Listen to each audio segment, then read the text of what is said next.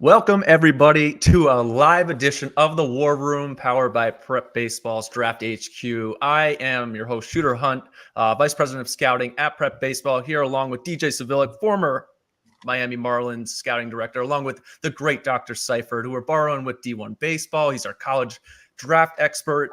Guys, the draft's finally here. I mean, it feels like it's taken forever, especially really these last 6 weeks. I'm sure all the players and all the interviews they had to do could not have taken any longer, but we are finally here. What's going on, DJ? What's up, Sai? I'm ready to roll, Shooter. It's been a long 6 weeks in the terms of it's nice to have the extra 6 weeks to get ready, but I think it's just anticipation, right? We want to get it going and here we are. Let's go.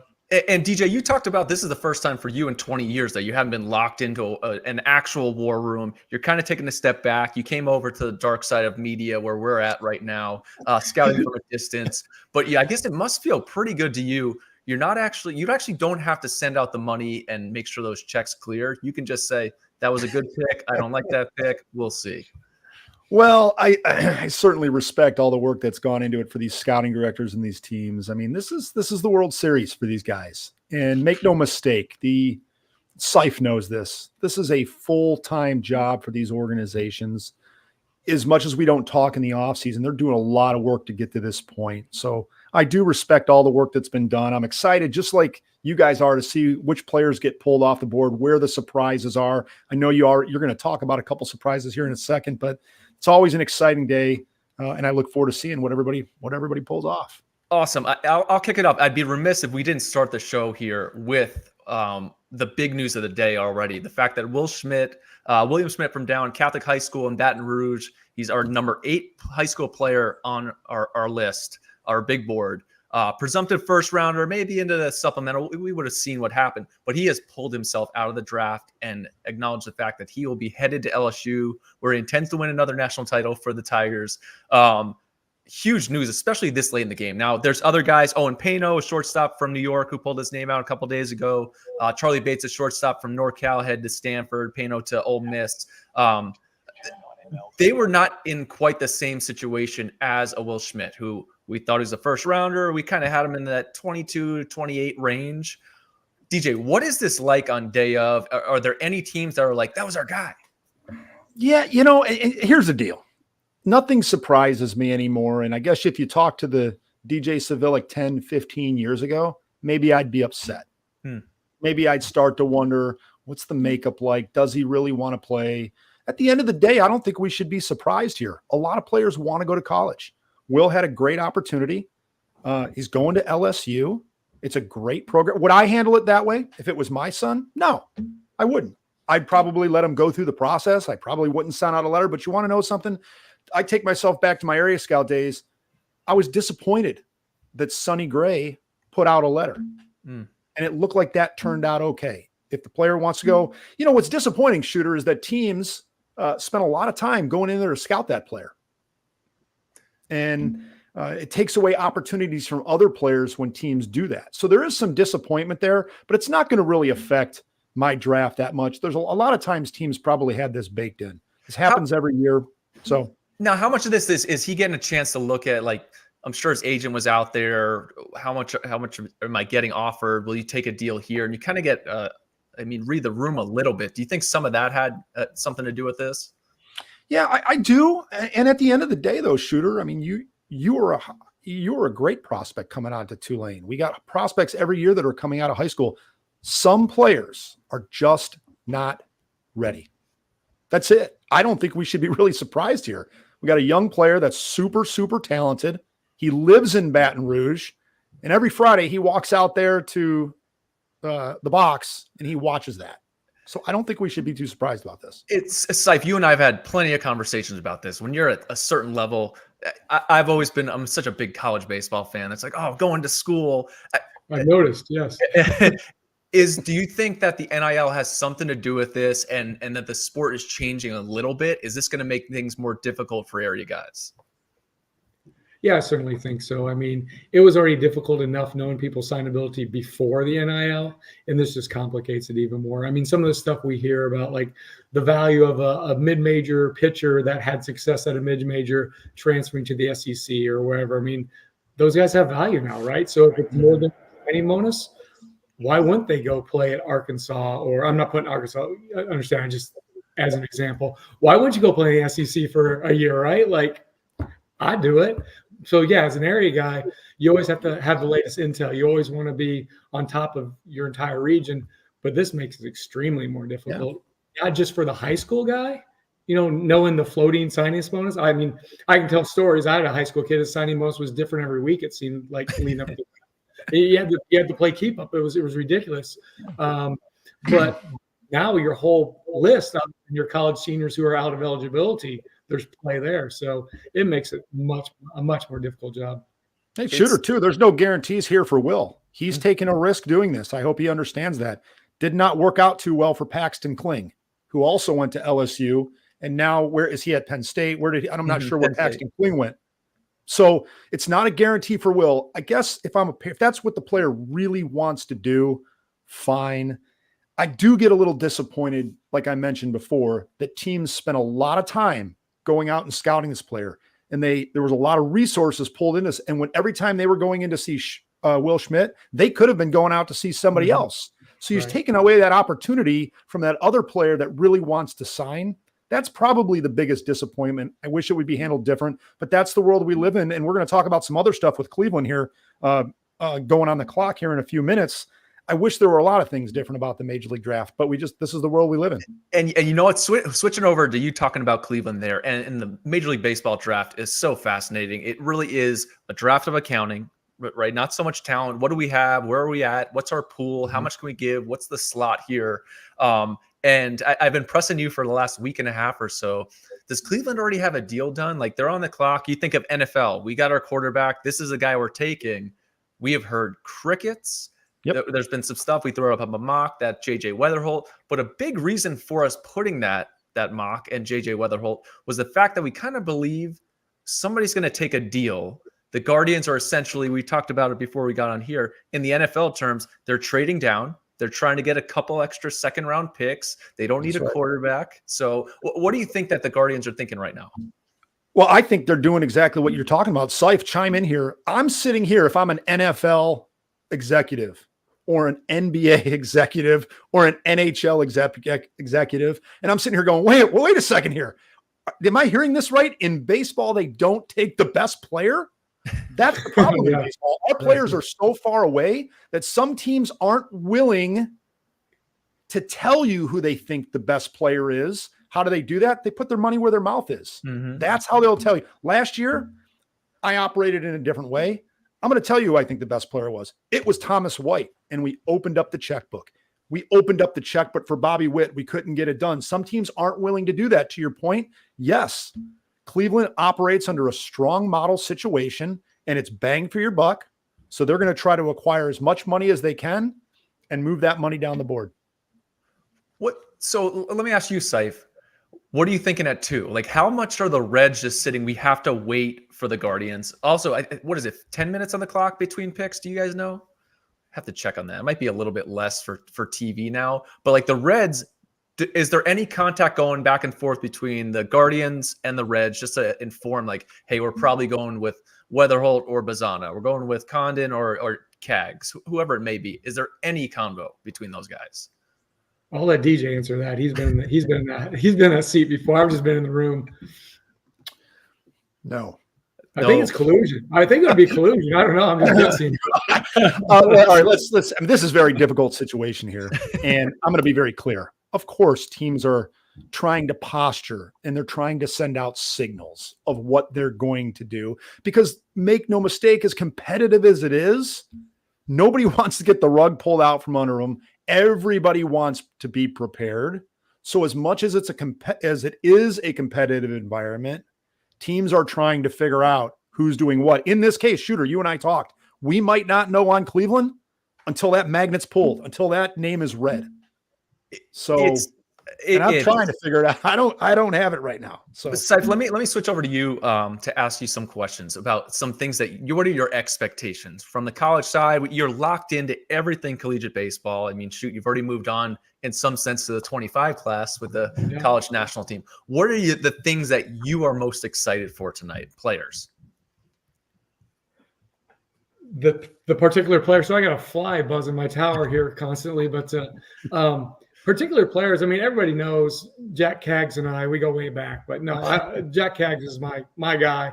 I hope he goes 1-1. I don't think it's realistic, but I'm just going to be really curious to see where he ends up. I mean, for me, other than Ohtani, there's nobody walking this planet that can throw it 100 and hit it 121. You know, I mean, so that's the top of the mountain for me. But there's so many good college players this year. I know there's no Skeens. I get it, but there's just so many good ones. I'm just going to sit back and just like, okay, liked him.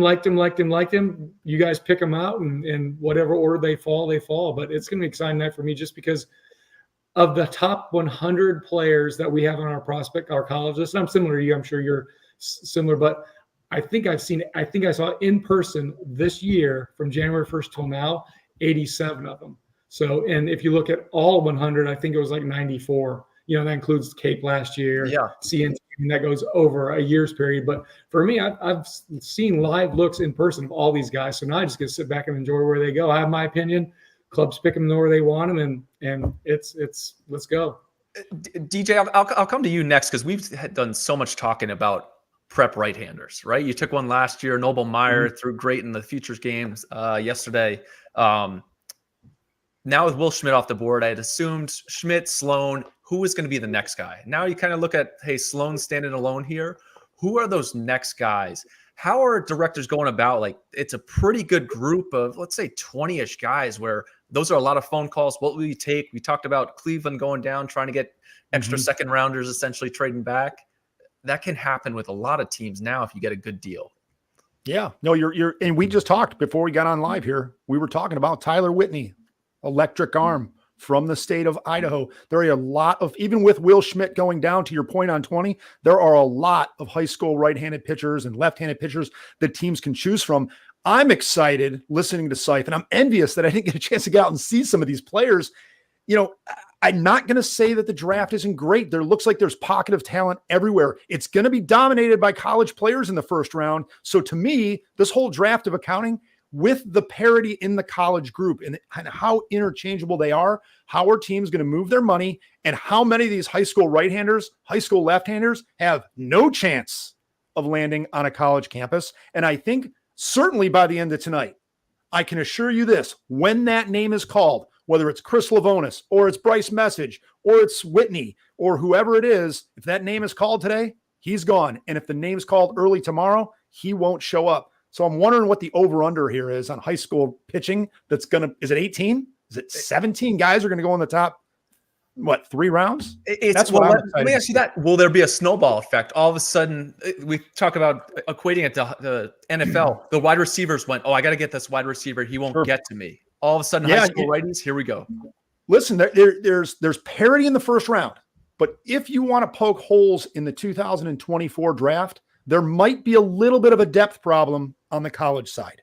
So how will teams handle these players in the first round if they're taking college players, which we know are going to sign? There's not a precedent for these college guys not going to sign. So how will teams handle that? And then with the lack of depth as we get into the 3rd or 4th or 5th round, are they going to be willing to punt more of those picks and scoop up some of those high school players and then take some lesser talented players maybe in the 8th, 9th, 10th round? That'll be interesting to see how teams do it. Cleveland's certainly setting up for it. Well, this is going to be a lot of fun. For those who just tuned in, we want to give a quick pre-show, some fun talk here, very open-minded chats that we'll have here. We will be back on at the end of the first round. So they cut to commercial. We got that 15-minute period where directors are scrambling, talking to agents. What are we going to do? How do we mix this stuff around? We will be filling that void for you then. And then at the end of the night, that last pick is called. We will go live with some rapid reaction, what to expect on day 2, who's coming off the board, what were some surprise picks, who does Dr. Seif really hate, which team do these thinks really stinks out there. We will go into all of that. It's going to be a lot of fun tonight. I'm really excited for these players because it is such a special day. Baseball. Here we go. What's that? Hey, it's our boy. Our mock was right, boys. I'll leave it at that. All right. Well, we're signing off here. We will see you guys at the end of the first round. Can't wait to see what happens tonight, boys.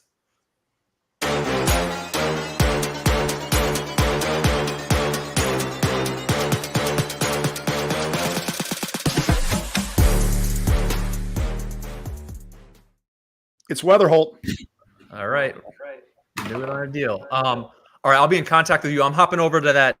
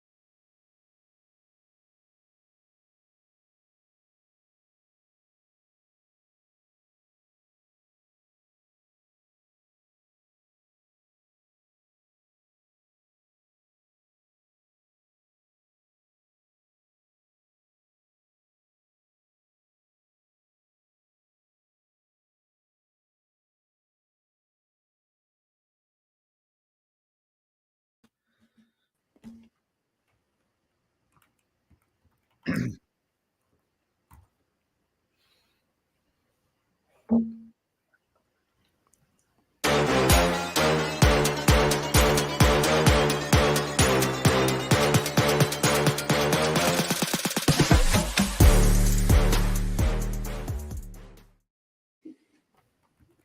back, boys. First round still going on. Had to hop on. We got so much action, and I think it's a lot in the first round here. Things that we were expecting, right? Things were going to go haywire, and there was not a lot of consensus. Is consensusness a word? There was not a lot of consensusness. And let's just go straight through the first round. Give me your reactions, instant reactions, without any players. DJ, how are you feeling right now? We've just had Cam Kennedy come off the board to the Braves, which we'll get to, like that pick. How are you feeling so far? You know what? I think this is probably what we thought was going to happen. There was going to be some order in the top 5, 6, 7 picks that were like, with Weatherholt going here and Hagen Smith. But as soon as we got to what was that? Right around the Nationals at Seaver King, then it just went haywire. Yeah, it did. Now we got Morlando coming off the board and Braylon Payne coming off them. These are all good players. Savage is falling.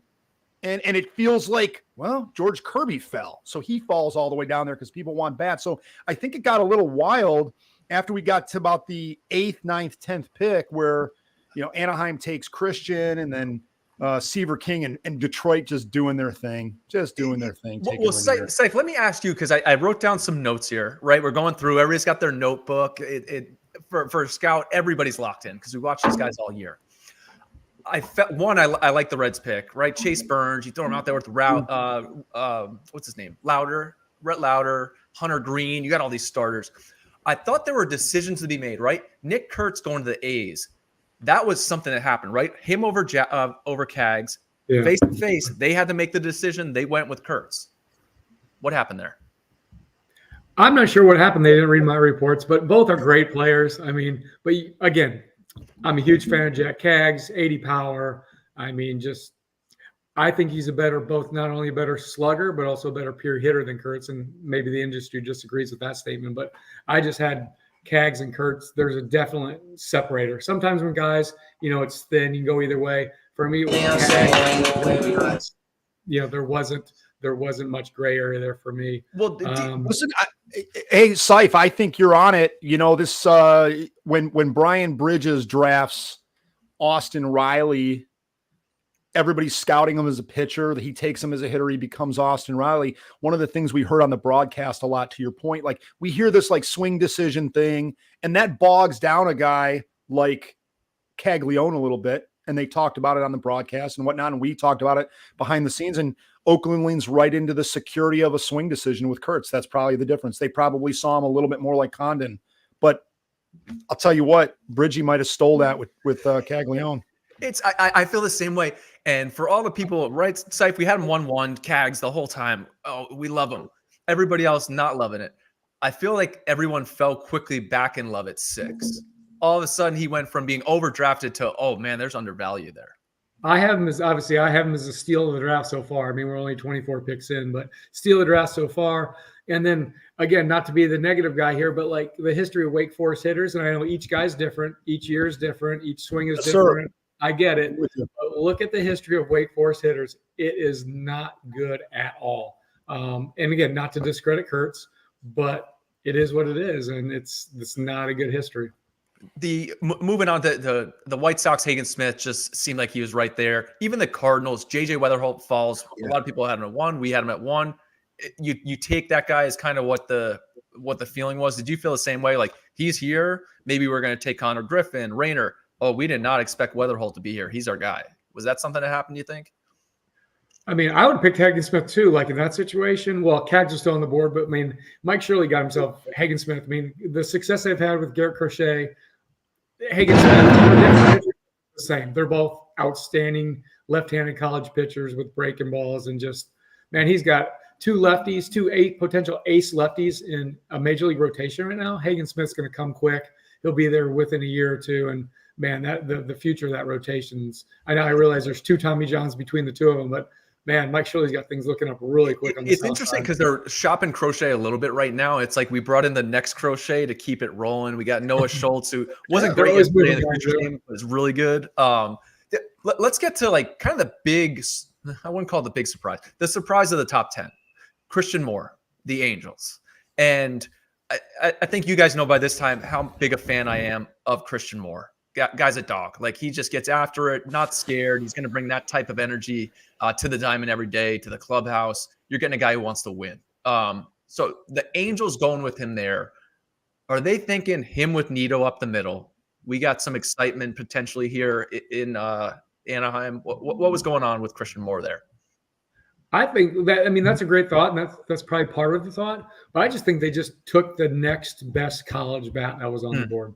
You know, like, not to say he wasn't better than maybe a guy or two who went before him, but I'm just saying, as the guys that was left on the list on their board, they wanted a college hitter and they took the best one. And they did. I mean, there's nobody – I know Tibbs is good and Montgomery's good, but, like, I mean, Moore led the SEC and the Triple Crown, I believe. I mean, that's pretty darn good. DJ, that's it.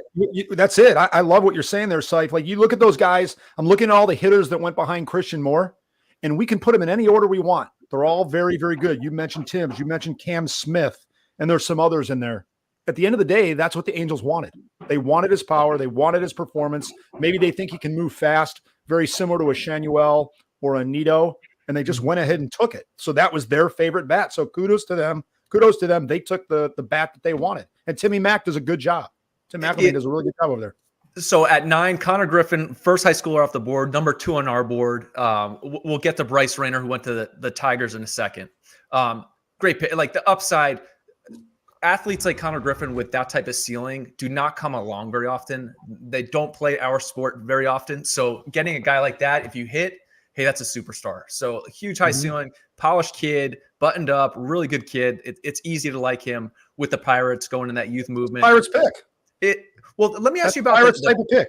Very Pirates pick. Do they have some carte blanche right now? They're starting. They took a kid 1-1 last year who's starting the All-Star game as a rookie. They can kind of play with it. It feels like if they wanted to take some chances throughout this draft, maybe you can, because you have a backbone ace. Is that fair to say? Yeah. You know what, Shooter? I'm looking at what they did right there, and I'm looking at all of the college players that they passed. So it's telling you what they wanted to do. Time will tell. They went with Connor Griffin over Bryce Rayner. It's clear what they wanted to do. And the report card's out there, and we'll find out probably in 2, 3, 4 years who made the better pick there. But they clearly, Pittsburgh took a lot of high school pitchers, right? We've talked about that over the years. That's like a little bit of a risky bucket. Here, they jump into a super high ceiling guy, a little bit risky. They've always been willing to do that, and they've had success with it. So hats off to Pittsburgh. I like it. So Seaver King at 10 made it the third Wake Forest hitter in the top 10. Or no, Burns was not a hitter. Sorry. Third Wake Forest player in the top 10. I want to go to 11, though, because that's where Rayner comes into play. And Mark Connors has done such a great job from the Padres. If you've heard of guys like James Wood or Jackson Merrill, or any of those big-time prospects, Robert Hassel, that he was willing to take. Now with the Tigers, they've done a great job. Max Clark last year. Now they get Bryce Rayner, who probably was 1 on their board. Just 2 really good picks. I obviously am very high on Bryce Rayner. We'll see what happens with him, where he's going to play. And then after that was a pick to you, Syfe, Montgomery, where we kind of everybody, he's in the top 8. He's in that mix. Do you think that question marks at all of the swing and miss or whatnot were brought into play, making him fall from, he didn't fall much, but from 7 to 12? Yeah, I think maybe people, again, when I saw him, he was at his peak. He was swinging it really well from both sides. He's covering all of his holes on the right side.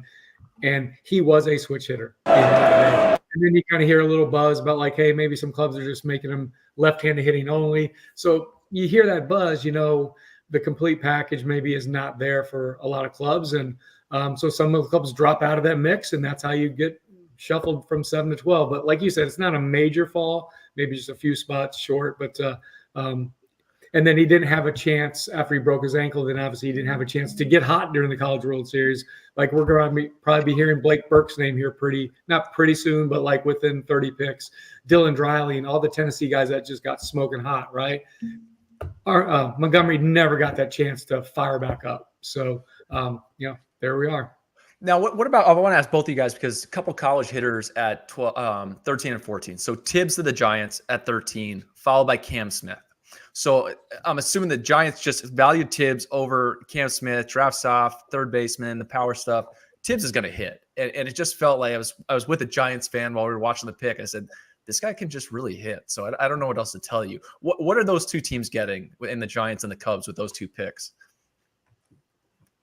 Well, I think you said it best. I mean, they're certainly getting hitters. I mean, Ben Hester's just taken 26 overall by DJ Janke. So I've lost my focus on you, Shooter. I apologize, but I mean, yeah, Tibbs to the Giants. I mean, they know what they're getting. They're getting a polished bat, and again, just like after Montgomery's gone, Tibbs is the next best college bat. So the Giants were focusing on getting college hitting.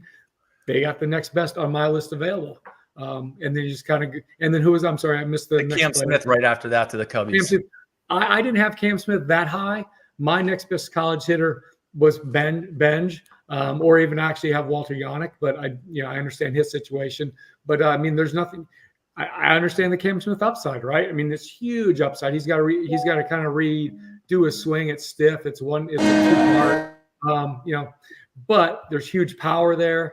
He may have a position change, but it'll be just fine in right field. So, I mean, the Cubs picked upside, and it's not like he's not a really good college hitter already. He's just got some changes to make as opposed to maybe others. But then I'm looking down the list, and I mean, Benj has got some changes to make too. So sorry for the long answer and sorry to get sidetracked there, but Ben has caught me off guard. No, you're sending it off. You're blaming everything already on player development. So good for you, like a good scout. It is. Hey, I mean, I learned a long time ago. I mean, you could have the greatest scouting department. If your player development is not up to par, you look bad in both departments. And just like if you have a poor scouting department, what is your player development department going to do? You can't make chicken salad out of chicken scraps. You know what I mean? It doesn't work. They got to be in the same vibe. DJ, let me come to you with the pitchers, right? Yasevich seemed to be in the big three of the college guys. Senja ends up going at 15 to the Mariners.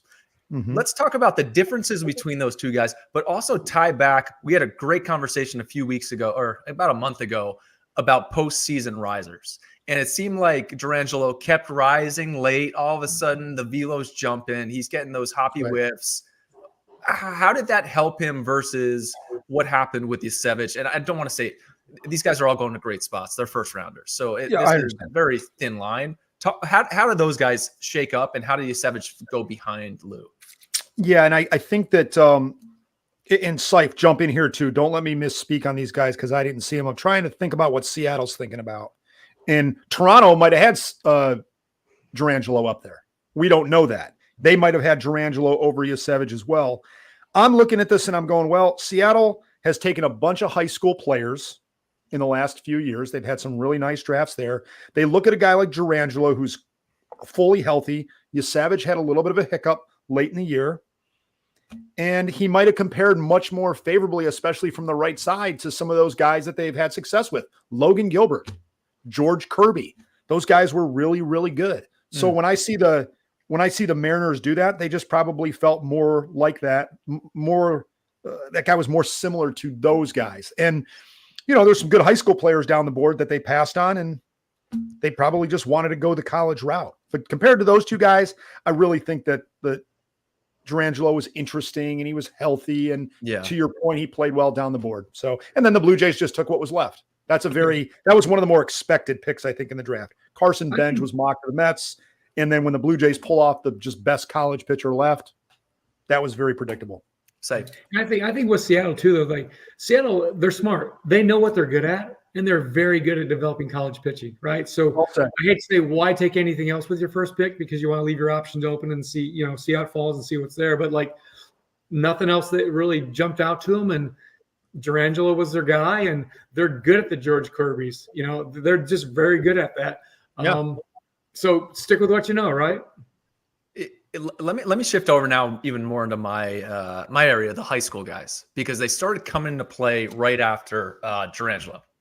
Okay, so you go PJ Morlando to the Marlins at 16, Braylon Payne at 17 to the Brewers, Theo Gillen at 18, which he played shortstop all year, but he's going to move to the outfield inevitably. And Dante Nori actually just went to the Phillies at 27. I can't believe they took a 5'10" guy, but I mean, they know what they're doing. But they but usually to tie it, not to too much. If we go into our outfield rankings, and the issue that we both all have with a top 500 draft board makes no sense. You have to build out horizontally, guys in certain groupings. In our high school outfield, this was the order of our high school outfield.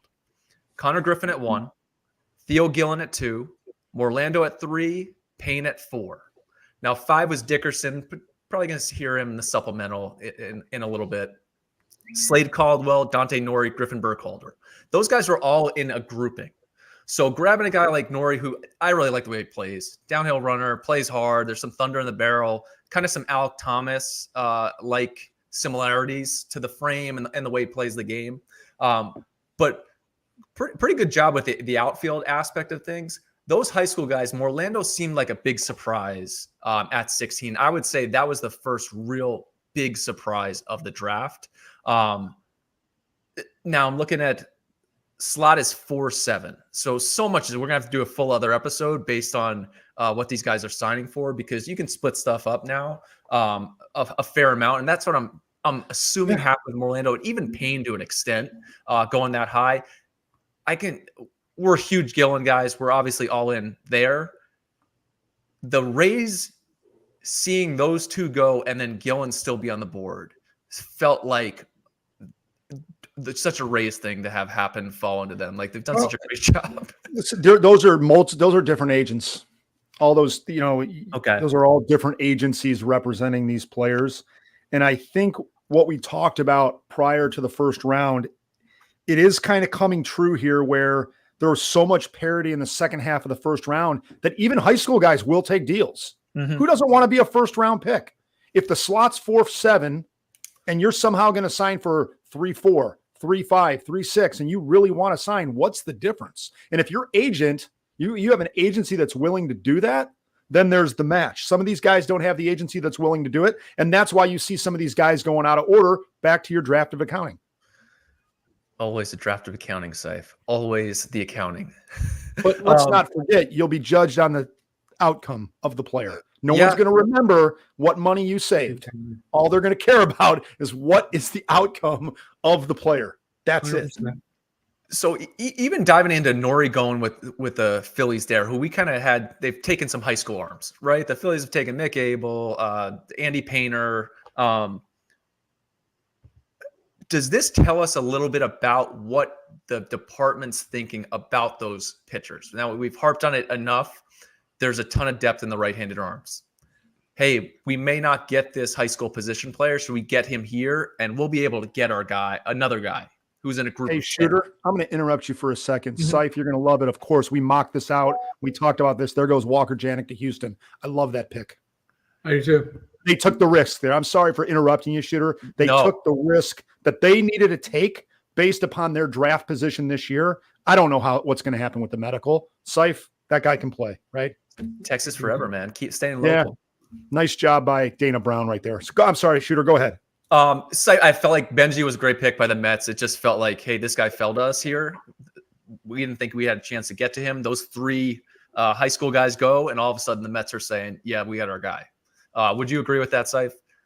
Yeah, I think that's the guy. That's the type of guy. That's the type of guy they wanted all along. Yes, and so it's one of those like, who had the best draft? Like, this guy was here, dude. This is a no-brainer for us. And I think if Benji wouldn't have been there, I think Culpepper would have been their guy. I really do. I think that's just what they. Again, I don't know this for a fact, but I just think that's what they focused on. They got Benji before Culp. They were both there, and they got the highest of the two. We'll talk about Culpepper to the Twins. Same thing. I mean, Twins are huge model heavy. And Culpepper, he checks all the boxes, right? He's got a long track history of success. The USA Collegiate National Team, Cape Cod. Hey, playing some video that I actually took myself in the Cape last summer. Anyway, he checks all the boxes. He plays. He's going to be a Gold Glove third baseman, but I don't think his time has expired on shortstop. I think he can go in pro ball, play shortstop, even play at a major league level at some point. when his power develops even to a great extent, they might shift him to third. And you have a Gold Glove third baseman that hits 25 home runs. So that's not too bad of a deal either. But I'm a big fan of Culpepper. Great pick by the Twins. All right, I'm excited for these next two for us to talk about. First, the Orioles, Vance Honeycutt, huge end of the season, the defensive ability, everything about him. And I'm sitting here thinking about the pick, right? There's some superstar around. There was just like that aura to him in the postseason. What were the big question marks about Vance Honeycutt? I think his health won, right? He had to come back from injury, but the biggest one is just a swing and miss rate in his strikeout rate. I mean, this is a guy who has a career like 28% strikeout rate, and he was right on it again, 28.2, I think it was this year. So, I mean, that just does not play in the big leagues. It doesn't play in the minor leagues. I mean, I don't know who has ever done it. There's never been anybody do it who has went on to become a major league everyday guy. Now, with all that said, I think he was picked by the right club. Just like Durangelo was picked by Seattle, they've got college pitchers figured out. Is there a better club right now at developing hitters than the Baltimore Orioles? I mean, he went to the right club. So all bets are off the table for what they can do with him because just because it hasn't been done before, the 20% into an average big leaguer, I'm not saying the Orioles can't do it, but I thought the perfect player to the perfect team. He's an 80 defender. He's a 70 runner. The guy is a superlative defender. He's a Gold Glover and center fielder right now.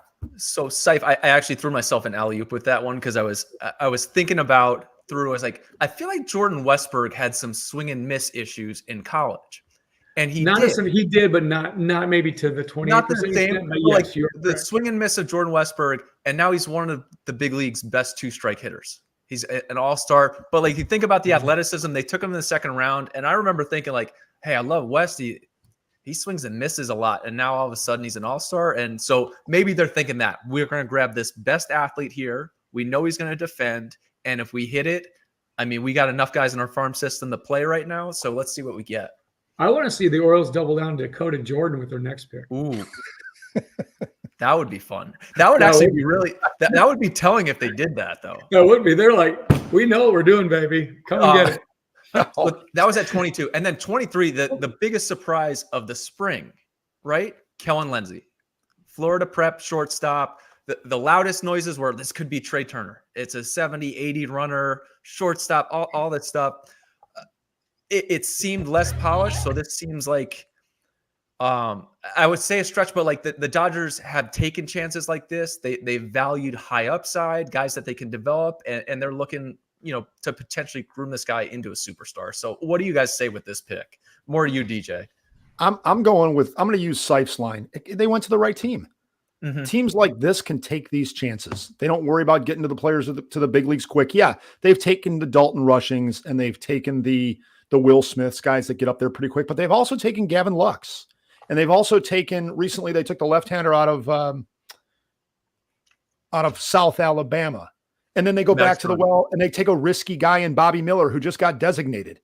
They are not afraid to take some risk. And from all accounts, this guy, he's not really strong right now, but if he can stick it short and he can fly and he's got some bat to ball, then to Seif's point with Honeycutt going to Baltimore, I'm not surprised. They took Kendall George last year.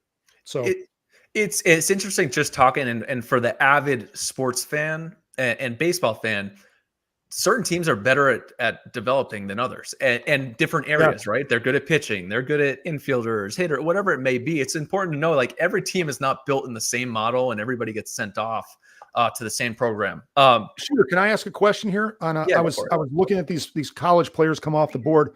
Where the heck is Waldschmidt, Seif?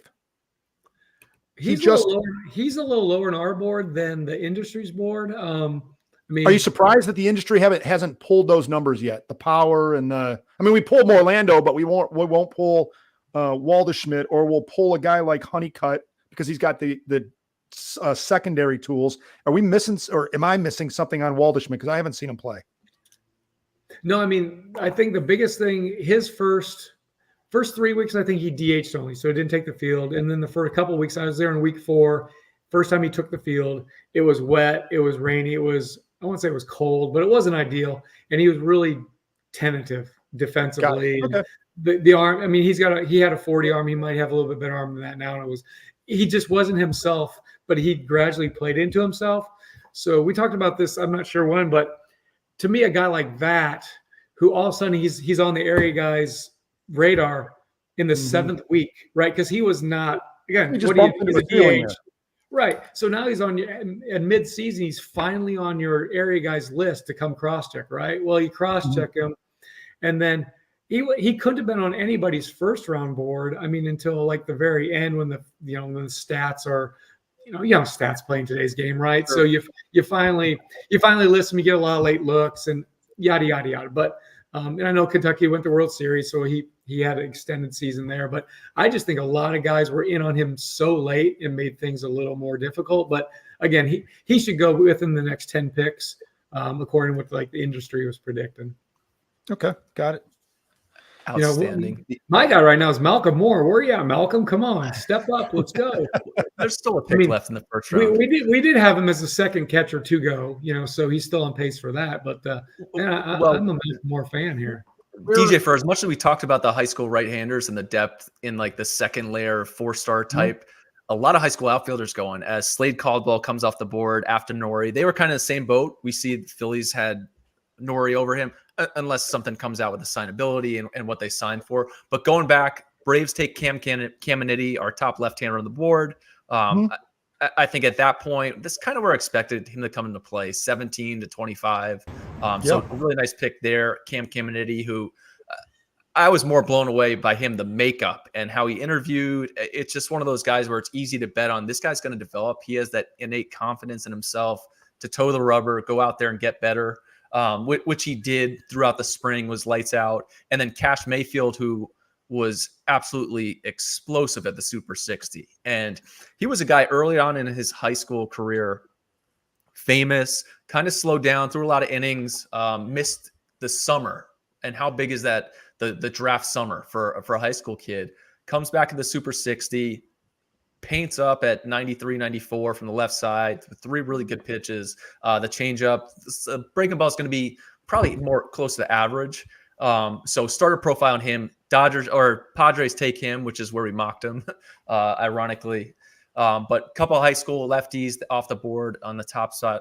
But I'm just quickly cruising past them because we expected that out of them as first rounders. So congrats to those guys. Ben Hess to the Yankees at 26. I have to already go back and erase my notes. That's the surprise round. Go ahead. I think it's a little bit of a surprise here with Hess. Not necessarily that they took a college pitcher, because they've done that before. Recently, they've taken, and I say recently, what was that, 17 or so, 18, they took Clark Schmidt. With some of the injuries that he's battled in the past from in meeting with the pitching coach, it sounds like he's got tremendous upside. He's big, he's strong, he's got tremendous upside. And that's just maybe some of the hitters that they really wanted were off the board. Syke, before you talk about Malcolm Moore, can you go into Ben Hess? Yeah, Ben Hess, for me, I liked them. I saw them when Tennessee went to Alabama when Tennessee came to town.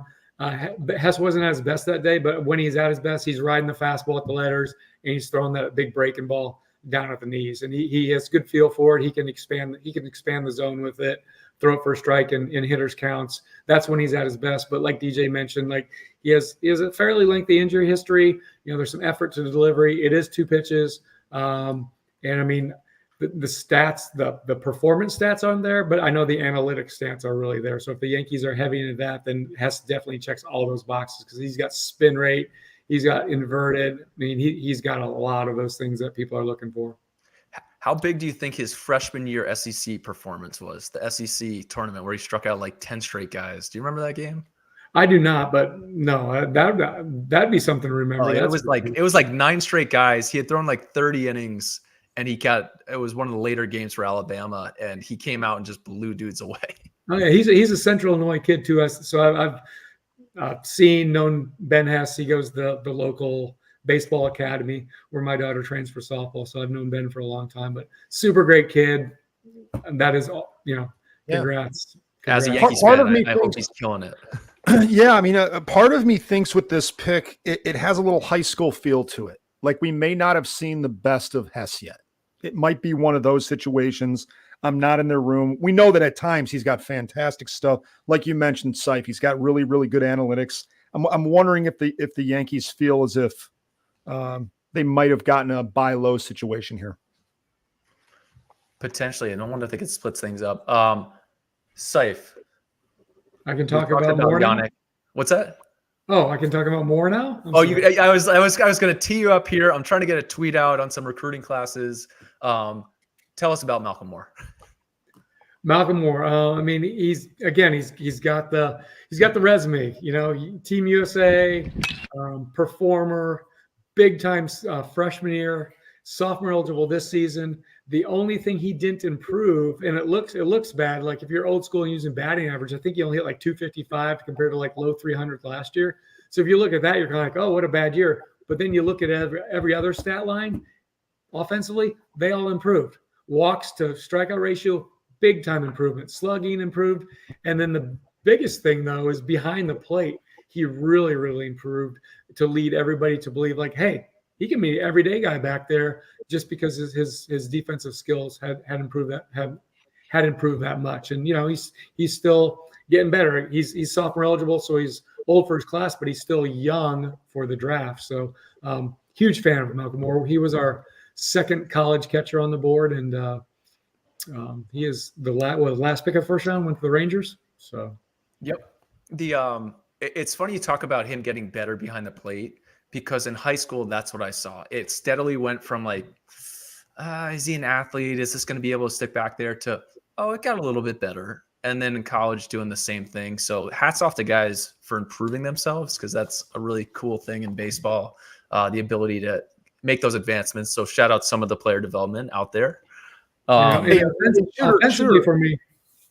Go on, Seif. I just say offensively for me, I've always been a big fan of him in the batter's box. His approach, his setup, it's like Kyle Schwarber. And there are very few bigger fans of Kyle Schwarber than I, since he hit the home run on top of the scoreboard for the Cubs.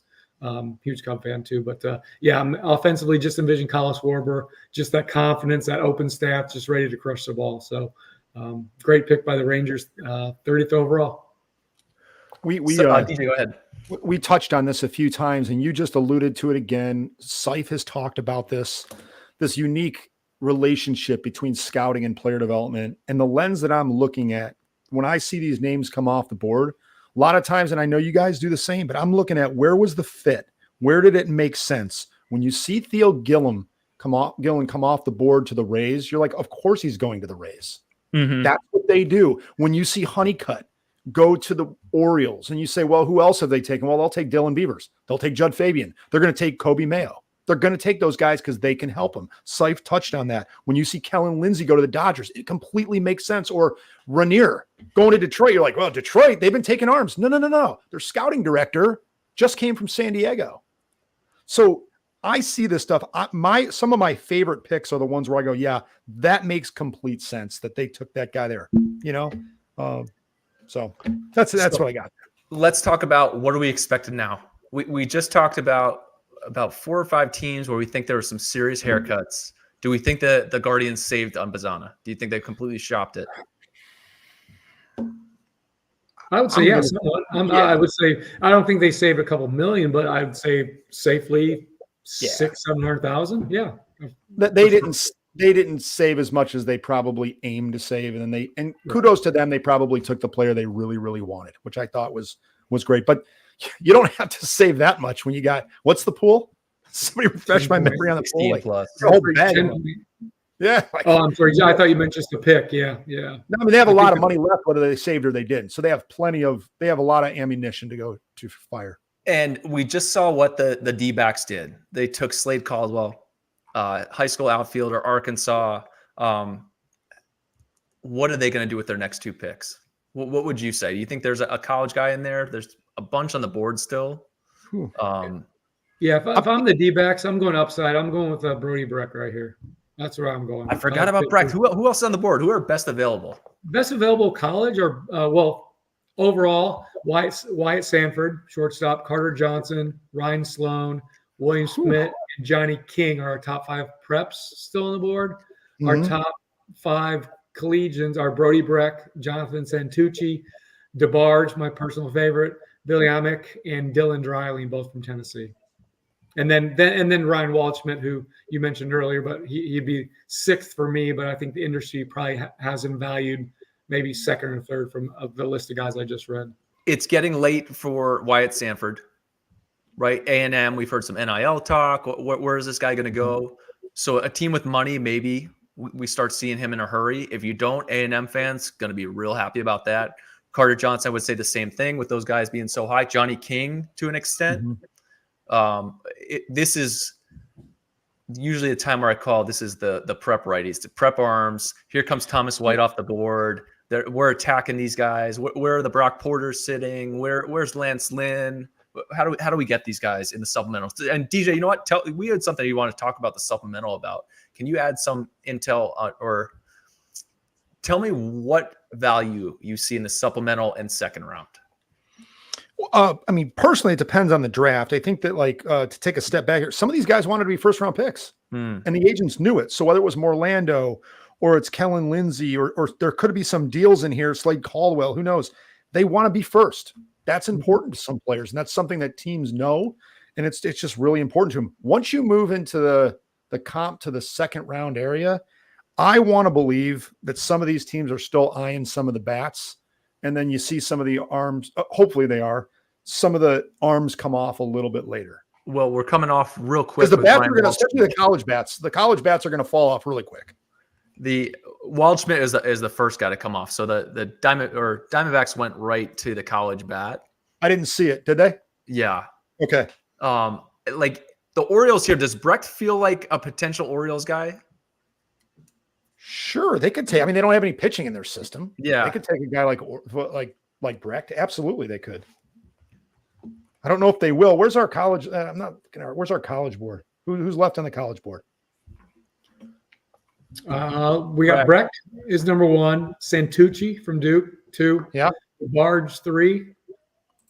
Amick 4. Dylan Dreiling 5. Waldschmidt 6. Caleb Lomavita, Tommy White, Jacob Cozart, Luke Holman finished the top 10 there. While these are coming out, DJ, let me ask you, how quickly are the phones going? Hey, agent, will you take this? Fast. How many phones are in this room? This is a really tough part here, guys. You're hoping, if you're hoping that if you're the Marlins, as an example, and they do a big deal from Orlando or the Brewers or something like that, you're hoping that the guy has fallen to you right now. I know I did last year, not just with Thomas White, but you're working really, really hard. Now you are at the mercy of the draft. Somebody else can take them, but there are phone calls that you're making here, and sometimes they're timing their phone calls. Oh man. It's the stress in the scouting director's seat right now, trying to get guys. Oh my gosh. That's just, I guess DJ must feel a lot easier just to talk in front of a camera this year. That's why you use the Advil for now. And we use the ZQL for later tonight. And then tomorrow morning, we go back to the Advil. Oh my gosh. It gets fast right now. The picks are still slow. It's not a rapid fire situation, but the agents are the anxiety is rising for the player as they start to fall. The anxiety is rising for the agent because of the messaging to the player, and the teams still want to get the guy they want to get. So a lot of that stuff could play. And if they're prepared, we talked about this before. If teams are prepared, they can slow this down. I can attest to when I went 31st, I was one of the followers. So I can remember the panic, and we didn't have all this information is very much readily available. But I can remember the panic of I don't know what I'm doing. Trying to answer questions for scouts. Griffo Farrell. But Griffo Farrell, Orioles, what do we do well? Right? Let's just go grab them. So look what they just did. They went Honeycutt. And then they come back and Seif, you got to correct me here because I don't have all the numbers in front of me. Really good shortstop. We know that. Really good. And super, super high contact. Nice balance right there by the Orioles. For sure. They have really good bat to ball. Elite bat to ball. They have a plan. Yeah. Like we talked about before, I'd approach it it's your financial portfolio, right? High risk, low risk. You got your blue chippers. You got your tech stocks. There we go. That's a good plan. And they might have known they can't wait for Honeycutt. There might have been too many teams in there on them, and they knew that they can wait for the guy that doesn't hit it extremely hard. So they go and they take Honeycutt. They come right back. They take bat to ball shortstop. So Saif, I'm just looking. I pulled up the Orioles' top prospects, and I'm going through. How much do you think it helped? And everybody goes to Chapel Hill to scout games, but they took Matt Horvath, so they obviously got some extra time with Vance Honeycutt at a high level. Do you think that helped? No doubt. I mean, again, just back to the overall thing, they just got it rolling right now. I mean, they really have it rolling. They figured it out. And I don't know, when I was in Philadelphia, our slogan was, draft and grow the arms, and we'll sign the bats. And Dombrowski, he wasn't there when I was there, but he's done that. He signed some really big name free agents, but they've also signed the arms. They got the money to do that. But with Baltimore's case, I think it's the opposite. They're growing the bats, and I forget who it was, but they traded a couple of those bats in the offseason for an arm. And my Orioles, I don't follow them much, but they're, instead of just signing as free agents, they're growing the bats, and then they're selling them basically in the on the trade market, and that's how they're going to acquire their arms.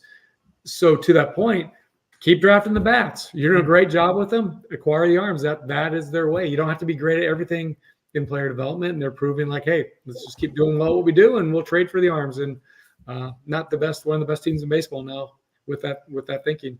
This may be too far out there, but with the Orioles, they do such a good job there. And Saif, I'm going to get to Kyle DeBarge for you here in a second to the Twins. Oh, yes. Bringing in all those bats, Nice. I find hitting to be so contagious. You're around guys who are doing well, and you keep doing well. Is there any thought to that? Like, hey, we got Honeycutt, Griffo Fair, all these guys that are really good bats. They're going to put pressure on whatever org we're playing against, and that's going to raise their stock level as prospects in general. And to your point of selling 4 arms, like that, to me, that might be like super next level, infinitely on Mars type stuff. But you're around other good hitters, and you raise your level. I think that's true. It's contagious.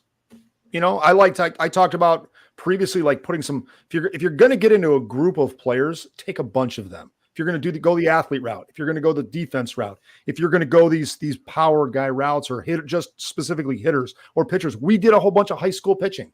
I know it's traditionally risky, but for us, I wanted to put a bunch of them together and let them challenge each other and grow together. So whether it's that or hitting is contagious, I like that concept, Shooter, and I think they're executing it. We're watching them execute it. They refuse to take a pitcher, basically. Yeah, they took Jackson Baumeister last year, and they took Levi Wells back in I think Baumeister might have went in the 3rd round. So they'll get to some pitching, but they're up top. They know where the hitters come from, and they're going to attack it. Amen. The Twins just added to their Kalen Culpepper pick in the 1st round with Seif's guy, Kyle DeBarge. Oh, man. How much can I glow about him? Just like glow about Jack Cagg, just 2 of my favorite guys at different points in the draft. DeBarge is not a top 10 overall guy, but and he's not Alec Bregman, don't get me wrong, but man, this guy is, a lot of guys are slender and twitchy. He's strong and twitchy. I mean, he runs, he's got some pop in the stick. Cajun strong. He's got plenty of arm for shortstop. He's sticking at shortstop. I'm not saying he has 70 range, but he's got more than enough range. I mean, I just think he's a big league shortstop that's going to play 10 years in the big leagues. Maybe not a starter all 10 years, but that guy's going to see 10 years. At the end of his career, he's going to see 10 service years on his big league resume. Love the guy. Can do everything. You just cut a great promo. The agent's going to send you over to your cut next week once he gets that signature down. I'm glad you kept going, because I was about to say these next 6 picks really feel like prep arms. And what do the Brewers do? They follow up last year. Batanti, Brock, what was the 3rd baseman from Wake Forest? Wilkin. Brock Wilkin. Brock Wilkin. Now Blake Burke, left-handed hitter. Oh, Berkey. I like that on paper. He was another hit the guy. ball hard. Yeah. Tell us something about Berkey. He might be the most. I mean, a lot of guys made improvements, in different areas, but overall, Blake Burke, he's got to be one of the top 2 or 3 guys as far as just making improvements. He had I wouldn't say a miserable sophomore year, but after having such a strong freshman year, just to see what he did as a sophomore, I don't even think he's playing much towards the end of the year. It got down to that level, but just to see him make the adjustments, shorten the swing up, use all fields with thunder. He didn't do quite. He had a really good body makeover too. Tennessee guys. I mean, not that Blake Burke was ever like super dumpy or anything, but like all those guys go there and they just firm up and chisel up and they look good in the uniform. And Burke was no exception this year. I mean, he improved in every single way. And then you kind of look at him like, oh, he can't play first base. He's a below average center. No, he's an above average defender. He's quite, I know he made kind of not the best play, one game in the World Series when the entire Tennessee team was kind of not making good plays. But I know he had that one, but overall, man, he can defend. He's got power. He goes the other way, walks more, and he strikes out. Tremendous hitter. Really nice pick by the Brewers. That followed up they got another hit in the first round, right? I got to go back on my notes here, but Christian Moore at 9 or at 8, 9. Yeah, I was thinking, who's got more, Tennessee or Wake Forest at this point? Wake Forest had 3 in the top 10. Is that right? Yeah, two top 4 and 3 top 10. Yeah, first time. Well, obviously LSU last year with 1 and 2, but before that it was like 2007 or something with UCLA with Cole and Bauer. So it's been a while since one college team had been that dominant up top. You know, usually each year I do like kind of the recruiting class, the risks on this day. It feels pretty stock so far. Lindsey went, but I'm sure we talked about like how many years has it been that a prep guy from Georgia or Florida did not go in the first round? Well, DJ, prep guy, went in the first round, so we can count Florida in there. Still don't have our Georgia guy, right? No Georgia guy yet. Georgia might be they are in trouble. There's no first round's over. So yeah, but going through the conferences, usually the Big Ten with all the realignment in the first round. So there were 10 first round high school prep guys, 8 SEC, 2 Big 12, and it was a little of a bummer because Texas I had to put in the SEC, and then Houston was in the Big 12 with Oklahoma State. So it was just kind of I'm having to align my brain into new conference alignment. I still don't think it's done. I think there's still a lot more coming our way in coming weeks and months. Our boy just went. I'm sorry to interrupt you. Our boy just went. And I knew it. I knew the Diamondbacks were taking that guy. JD Dix went. Now my phone's blowing up. They love Wisconsin. They went and got AJ Vukovich. They shopped up north for Alec Thomas. They go up here a little bit further north and they get JD Dix. I know he had the arm injury, but what do we say about that guy? You guys saw him. Shooter. The guy can rake. So the same way we talked about Theo Gillen, right? Mm-hmm. The injury, he was strong chance he was going to be the number 1 player in the class. There were some injuries, had to kind of back and hedge a little bit off of that. I went into last summer truly believing JD Dix was the best player in the 2024 class. And I thought he was going to have a chance to show it. Now, shoulder injury did not allow for it. Switch hitter, shortstop, absolute gamer, a treat to be around, just brings energy to the field, can hit from both sides. Came to our All-American game, kind of spent the whole summer flipping balls over to first base. And you know what's funny? I was at USA, the PDP stuff last summer, and they have all these guys out at shortstop, right? And they're turning double plays, and these are all the top players in the country, right? I'm not going to second base. We've all dealt with agents like, I'm not going to third base. I'm a shortstop, right?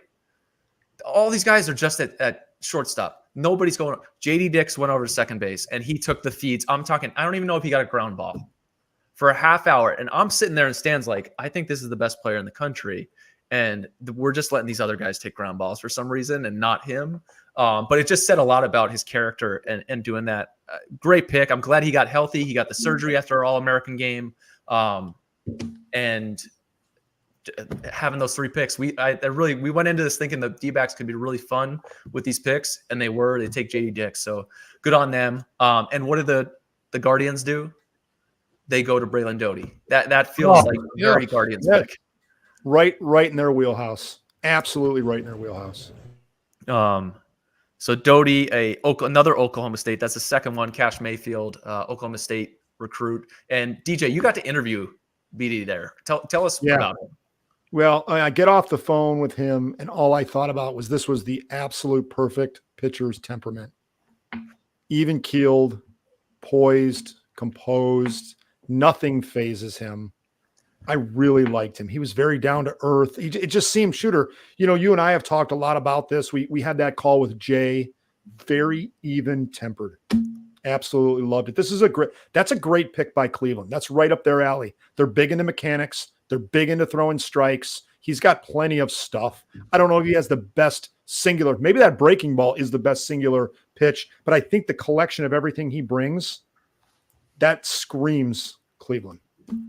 Really nice pick. And honestly, DJ, how many Southern California kids end up in the bigs? Like, there's a lot of them. Yeah, and you know what? You know what's interesting about that? Seif, jump in here. It's funny because they get over-scouted. There's scout fatigue, I guess you'd say. You hear that word, prospect fatigue. You see them too much. And then all of a sudden we look up, and it's not one team or another team. It's the teams. And then we look up 5 years later, and here they come. So, really nice I was just about to say, what high school pitcher are the Pirates going to take here? Because like that was a slam dunk, right? Let's go. What was it? Was it in? Levi Sterling. And talk about Southern California picks. Pirates take Levi Sterling. There you go. The Pirates. Texas, we kind of anticipated Texas class was going to come. They're in flux anyway. Slosh is there. They'll be fine. Did I hear you say that the Pirates just took a high school pitcher? Yeah, it's almost like we do our work sometimes. Yeah, I like this pick. Here's the deal. Levi Sterling was part of the epic West Coast pro case that we had last year. USC, Sterling, Dax Whitney will probably go, Schiefelbein will go. It was just dude after dude for a class that a lot of the guys, the area guys that were there did a great job. We're getting ahead like these are some good players. Sterling was really good throughout the summer. One of the youngest players in the class, will not turn 18 until it has on here until September 2nd. Two-way, really good athlete, true 6'4.5". It was a good frame kid, 4 pitches for strikes. I think that's valuable. The fact that he can throw multiple pitches. Did not perform quite to where I thought he would. He was a top 10 guy going into the spring. Really thought he'd be lights out. Did not have that. But to me, it was like there's tons of value here still. Really good athlete, really good arm, multiple pitches for strikes, has been doing the two-way thing. So that upside is clearly there. And the Pirates just do it again. It's every year they're going to grab one here. You know what you don't want to see? You don't want to show up their freshman year and watch Bremner from UC Santa Barbara as a scouting. That's what you don't want to happen. Rolling into scout day, and Seif, what was he? We saw USA. He's rolling out mid-90s heaters with devastating changeups and sliders, and it happened in a hurry. That's why you take this guy. The day I saw him for one inning, I saw 370s. He was up to 98 with 370 grade pitches. They didn't develop that. It was silly. It was sick. You see Santa Barbara. It's not like he showed up and they sprinkled some of that West Coast dust on him. It's like the Arkansas kid. It's like the Arkansas kid. Who was the Arkansas 3 years ago? He got hurt, got drafted late. Big long righty. Wiggins. But anyway, he didn't get drafted out of high school. He shows up on campus, Arkansas, the fall of his freshman year. He's throwing like 99. Everyone's like, "How did this guy get to college?" So that's what you're trying to prevent. Bremner he's going to be in the top 3 overall. We'll do our 2025s here in another week or so, but he'll be in one of the top 3 college guys. Which by the way, we're gonna have a dynamite podcast just on our the forecasting 425 at the end of the summer. So everybody listening here, stay tuned for that. The Rockies have jumped on the board. Couldn't help themselves. The Rockies have gotten their answer to Chase Burns with Brody Brecht. Nice. That's right. Go Rockies. Love it. So again, Seif, why don't you go into it? Because it seems like Brody Brecht is like the wild card of the draft, right? He's got such elite stuff, but with the walk rates that are just like not seen historically. Yeah, but they got it in the perfect spot though. Like Brody Brecht with your second pick. I mean, if he's going to be your first round pick, I'm not sure. I mean, he probably with those strike rates, he is just likely a reliever. Develop him as a starter all you want because he does have 3 good pitches. I mean, people look past his split changeup that he newly developed split change. Mm-hmm. I saw it plus at times, and you could grade it 45, 60, 50, 60, whatever you wanted, but it's a 70 grade slider that is missing bats. And now the thing about him, though, is it's the strike rate, but especially with the fastball, like he throws his slider way more for a strike and commands a slider, whereas fastballs, you can say it's 30 command, you can say it's 35 control. I know there's a difference. Well, and some people think there's a difference. I'm one of them. There is a difference between control and command. But to get Breck with your second pick, where okay, he's a darn good reliever, and we got him in the second round. I mean, that's great. I won't want to say it with my first round pick, but great pick by the Rocks right there. DJ, go ahead. Look at what happened there. You got Brecht is Honeycutt. Honeycutt is Brecht. Look where Honeycutt goes. He's got a whole slew of problems, right? We don't need to talk about all the things that he has wrong at the plate. But what we know about Honeycutt is what, Seif? I mean, it sounds to me like he's an elite defender. He can really throw. He can really run. His tool package is really good. The whole left side of the card looks great. And the skill part of defense is good. They just swallowed some offensive risk. And look at that. Teams specifically, they're willing to do it with the hitter up there, but then they just let the pitcher fall. That has some of the similar issues, right? He has strike throwing issues. So I just find it fascinating.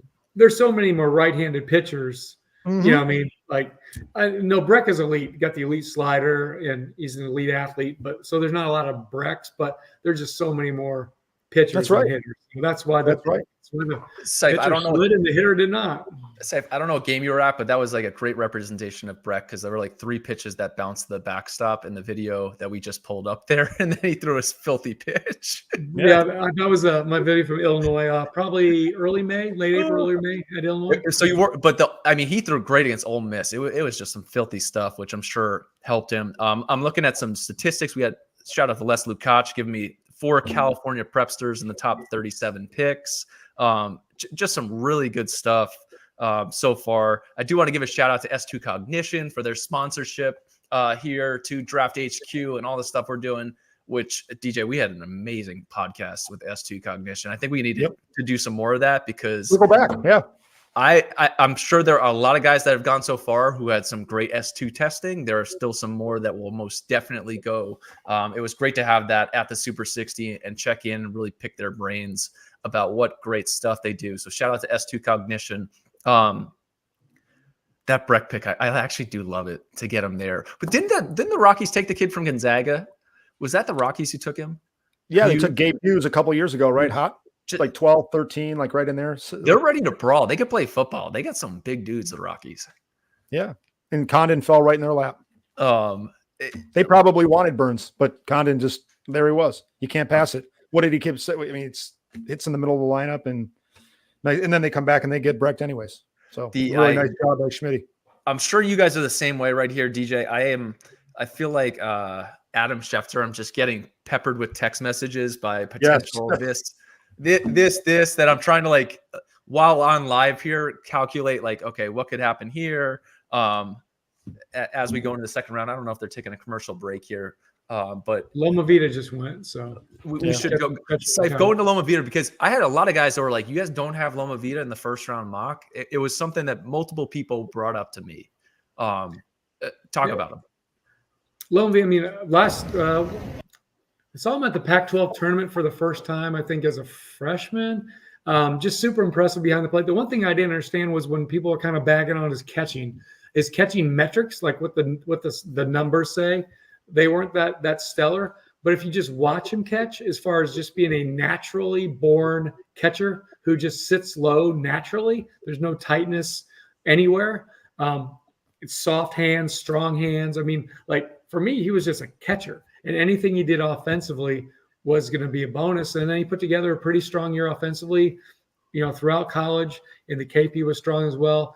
I think the one thing when people get picky, and it's a legit thing to be picky about, is he just is over aggressive at the plate. I mean, like they talk about Jack Cagg's, chase rate, too aggressive. Well, Loma Vita, I don't think he walked 3% of the time, which that's unheard of to walk that low.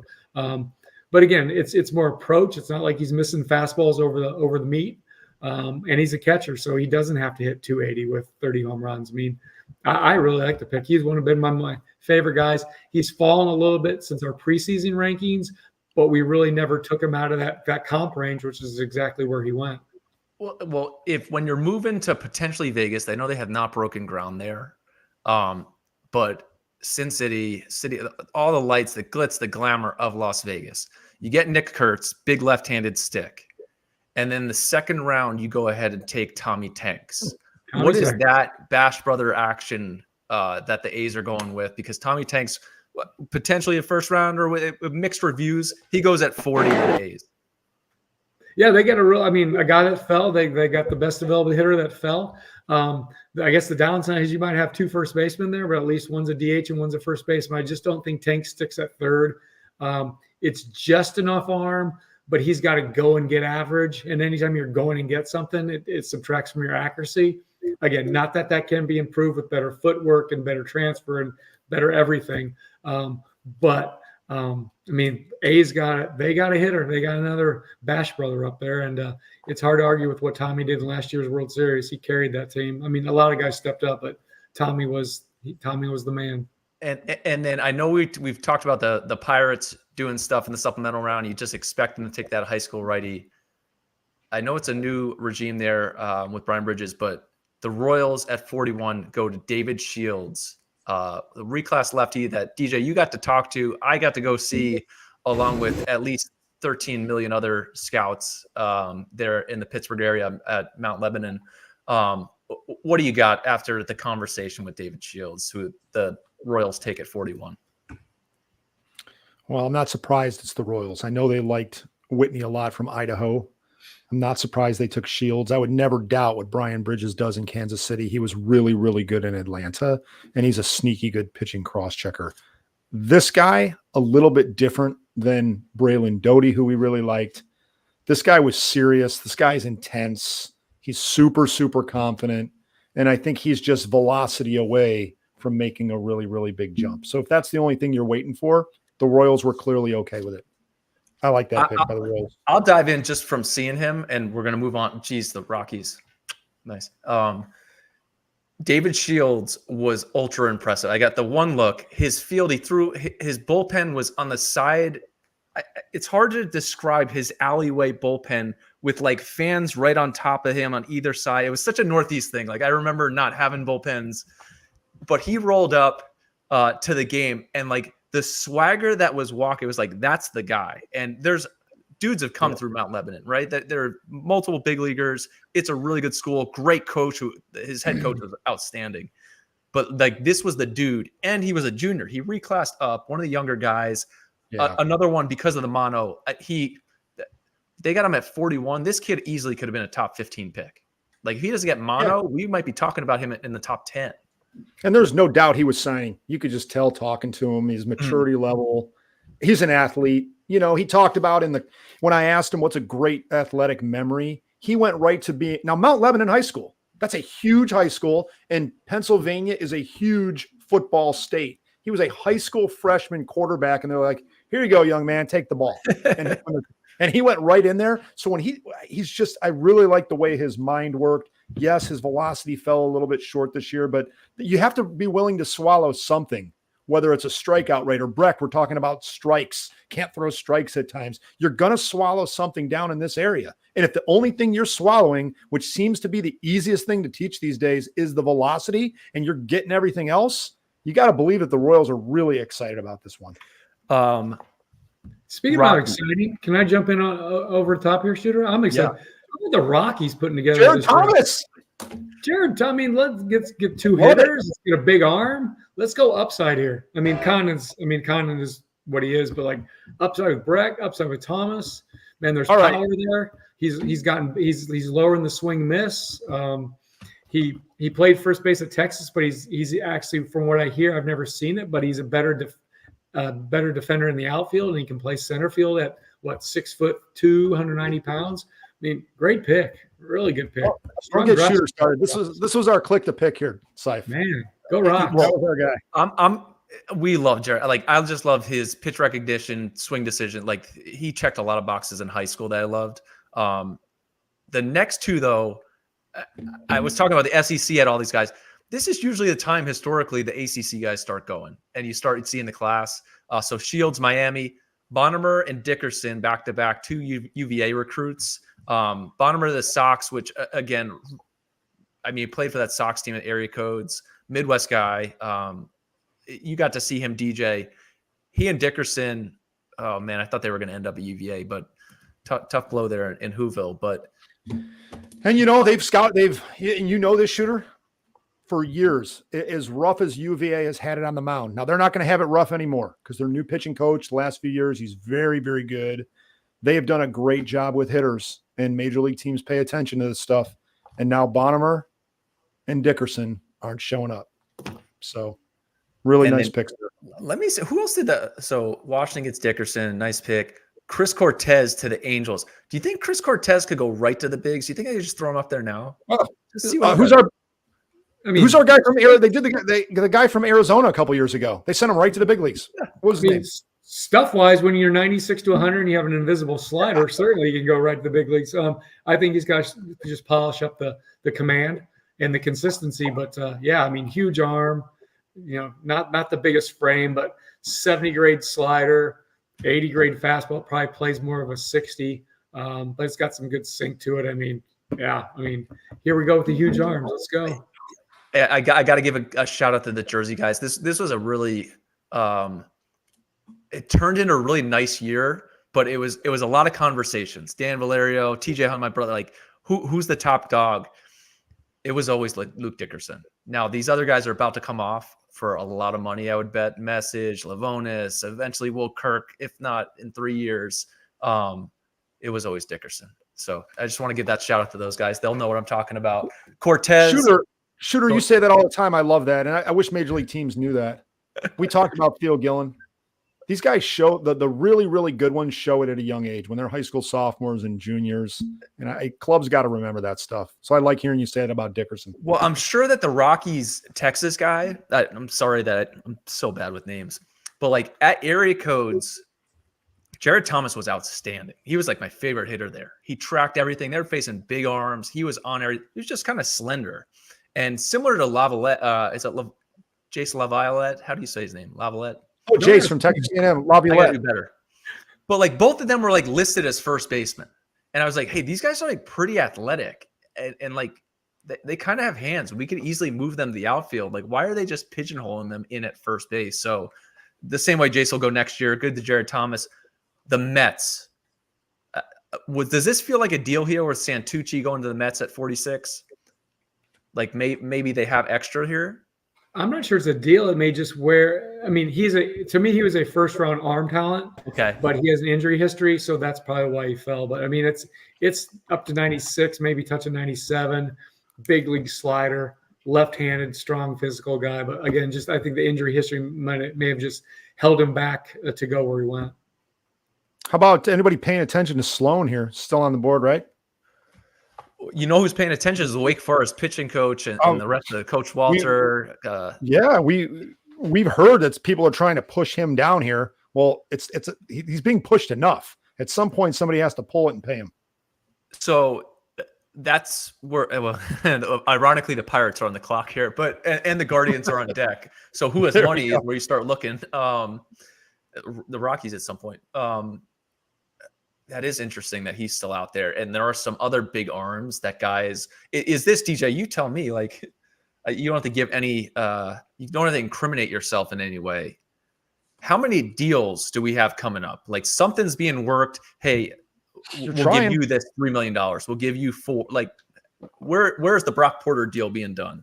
Oh, sorry. Before you answer that, Wyatt Sanford, we just talked about who's got money. Wyatt Sanford comes off the board of the Pirates. Yeah. And you said at the top of the show, these guys are signing. So they're signing. Yeah, there's no doubt they're signing. So I look at Sloan. He's our number one high school right-handed pitcher. Correct me if I'm wrong. Yeah. Is he everybody's number one high school right-handed pitcher in the industry? And he's still on the board? Someone's going to do him here.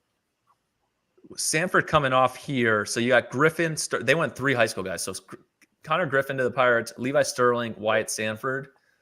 Mm-hmm. I don't want to start doing accounting live. That's more for off air. But I feel like Wyatt Sanford's commands more than the 1.98. I'd say so. Like he's probably closer to 3 is what I would guess. Yeah. So like you're gonna have to make up 3 in some way. So that's something. So DJ, I'm assuming your analyst sitting next to you, he better be figuring this out for the Pirates. So we know when we're picking next time, they're not going to pick our pocket. This is where the smart guys have to be really, really good. This is fun. Are you having fun? There's a lot of high school guys. I want to know now I'm all jammed up about Sloan. I loved our interview. Everybody loves the kid. We know there's it's not a dead zone fastball, but he's got really good stuff. The industry has him as the number 1 high school right-hander. I want to know where he's going. So if there's not a deal, I'll play the opposite side because I think the kid's makeup, everything about it is great. Hey, I'll just go to school and be a top 5 pick. Like Chase Burns went 2.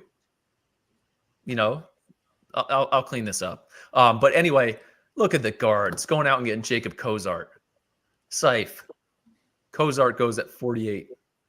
Yeah, he's a guy that I probably had overvalued again compared to the industry year long. I mean, I like him behind the plate. His arm, he used to have close to a plus arm. As far as the arm strength, it's probably close to average. But his pop times really never suffered much. He's always been around like 195, 202, somewhere in that range, and that's what he is. He receives a low pitch especially well, and he's a left-handed hitter with some power. I mean, college catchers, that's a pretty darn good one. And he lasted to the 44th pick? Where are we at? 45, somewhere in there? For him to last 49. We talked about this whole catching thing, Seif. This class was good. They're going to start going. Who have we lost so far? Loma Vita's off the board. Cozart's off the board. Who are we waiting on? Bazell? That's the 4th. Bazell's our next catcher. Yep. He'd be the fifth college catcher.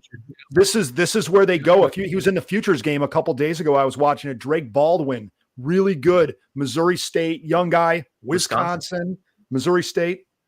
This is where they're going. 2nd to 4th round, right in there. Sterling, I'm counting guys right now. Sorry. Owen Hall to Detroit. There we go. Owen Hall. Trying to think. He's probably going to throw 100. Like, if not this year, next spring, he will show up to spring training, Tigers fans, and Owen Hall will be throwing 100-mile-an-hour 4 seams with carry. And it is electric stuff when he's on. If he can carry that in, they can turn him into a starter. That is great value in the 2nd round right there. But good kid, big explosive arm, big chance to miss bats. I mean, you pay for the unteachable. So there you have it. Took one on the chin. Boston Red Sox, Peyton Tolley. I'm so happy for this kid. Good pick. Like it. I missed this one. The pick's in from Boston. Peyton Tolley from TCU. Yeah. Oklahoma kid. Incredible story. If you haven't heard about his mom, what an outstanding family. They were a human being. I can't say enough about this kid. Now I'm choking up because of what happened with his mom, but just an incredible kid. I will tell a quick story from our future games because he was one of the last kids that comes, right? They get him there, Oklahoma. There's 300 college coaches there. He's uncommitted, little bit nervous. They went okay. He showed off his arm talent, ends up right. It's all worked out for him. He wrote the nicest thank you note to the PBR guys, Sean Duncan, to Andy Urban in Oklahoma, handwritten, just an outstanding kid. So although a Yankee fan, I am definitely rooting for you, Peyton Tolley, with the Bo Sox there. No, that's good stuff, Shooter. Tyson Lewis off the board. Who's that? Tyson Lewis. To the Reds? Yes, sir. That's the Reds, the athletes, that makes a lot of sense right there. I don't know how my internet's ahead of yours. I am a middle of the country and you're left coast, but Tyson Lewis to the Reds. 51st overall. Sipe, I have 8 different channels on, and the picks come in at different times on each thing. Hey, let me chime in here. I'm going to chime in here again with something we talked about the other day. You watch these high school guys go off the board, how much value there is in a young high school player. We talk about the people. I'm watching his video as we're talking here. How much value there is in a high school player with tools in today's market. Analysts making decisions. They're looking at the age. They're looking at the tools and the measurables. And they tend to make up a lot of the trades. Teams see this, at least the shrewd teams, and now we're seeing a lot of these high school players go off the board, because you have to get them up here and to have the money for them, but they provide a really valuable option, And when you have a college market that seems to maybe start thinning out a little bit, these guys become really, really valuable. I'm still waiting for my boy Sloan. Seif, do you have the college bet? Oh, okay. Tyson Lewis, Bateman off the. Oh my gosh, the Padres got Bateman and Cash Mayfield. Are you kidding me? Oh, Seif, don't take them. That's my team. This is like year 4 in a row of me taking the Padres to write up. Mackenzie Gore. Oh my gosh. Weathers. They're not afraid to take these high school guys, right? Or the high school pitchers. They'll take hitters. They'll take pitchers. They like these young upside guys still. I thought that wow. And you know what, DJ, to go back to them pairing up 2 young arms, right? 2 young lefties with each other. They're going to bring them out. Cash Mayfield, Boston Bateman. Like it. If Cash can teach Boston the changeup and Boston can teach Cash the breaking ball, those are 2 frontline guys. So Boston Bateman, though, Seif, this guy's 6'8", 240. He used to have a Rod Beck mullet going. Oh, nice. He was all of 6'8", and he looked so mean on the bump. And he's throwing from a high slot with an absolute banger from the left side. Some spray, but like could hit too. I think those are 2 great picks. Padres went in with a plan. They just executed the plan. There's a lot of house money in San Diego right now. So needless to say, Seif, I'm going to write up the Padres tonight for the article tomorrow. So anybody who's listening, it's a little sneak peek. Rockies are the leader of my clubhouse right now for best team draft so far. Well, hey, we still got over 20 picks. So although the Pirates too, taking Levi, Sterling, Connor Griffin, and Wyatt Sanford are real fun here. Oh, let's move on. Yankees go back to that Vanderbilt pool. Bryce Cunningham. Oh, take Cunningham. Yeah. Who did they take? Bryce Cunningham. Yeah, nice one. College arms. So right now, Shooter, in our top 5 best college available, we've got the 2 Tennessee boys, Amick and Dreiling.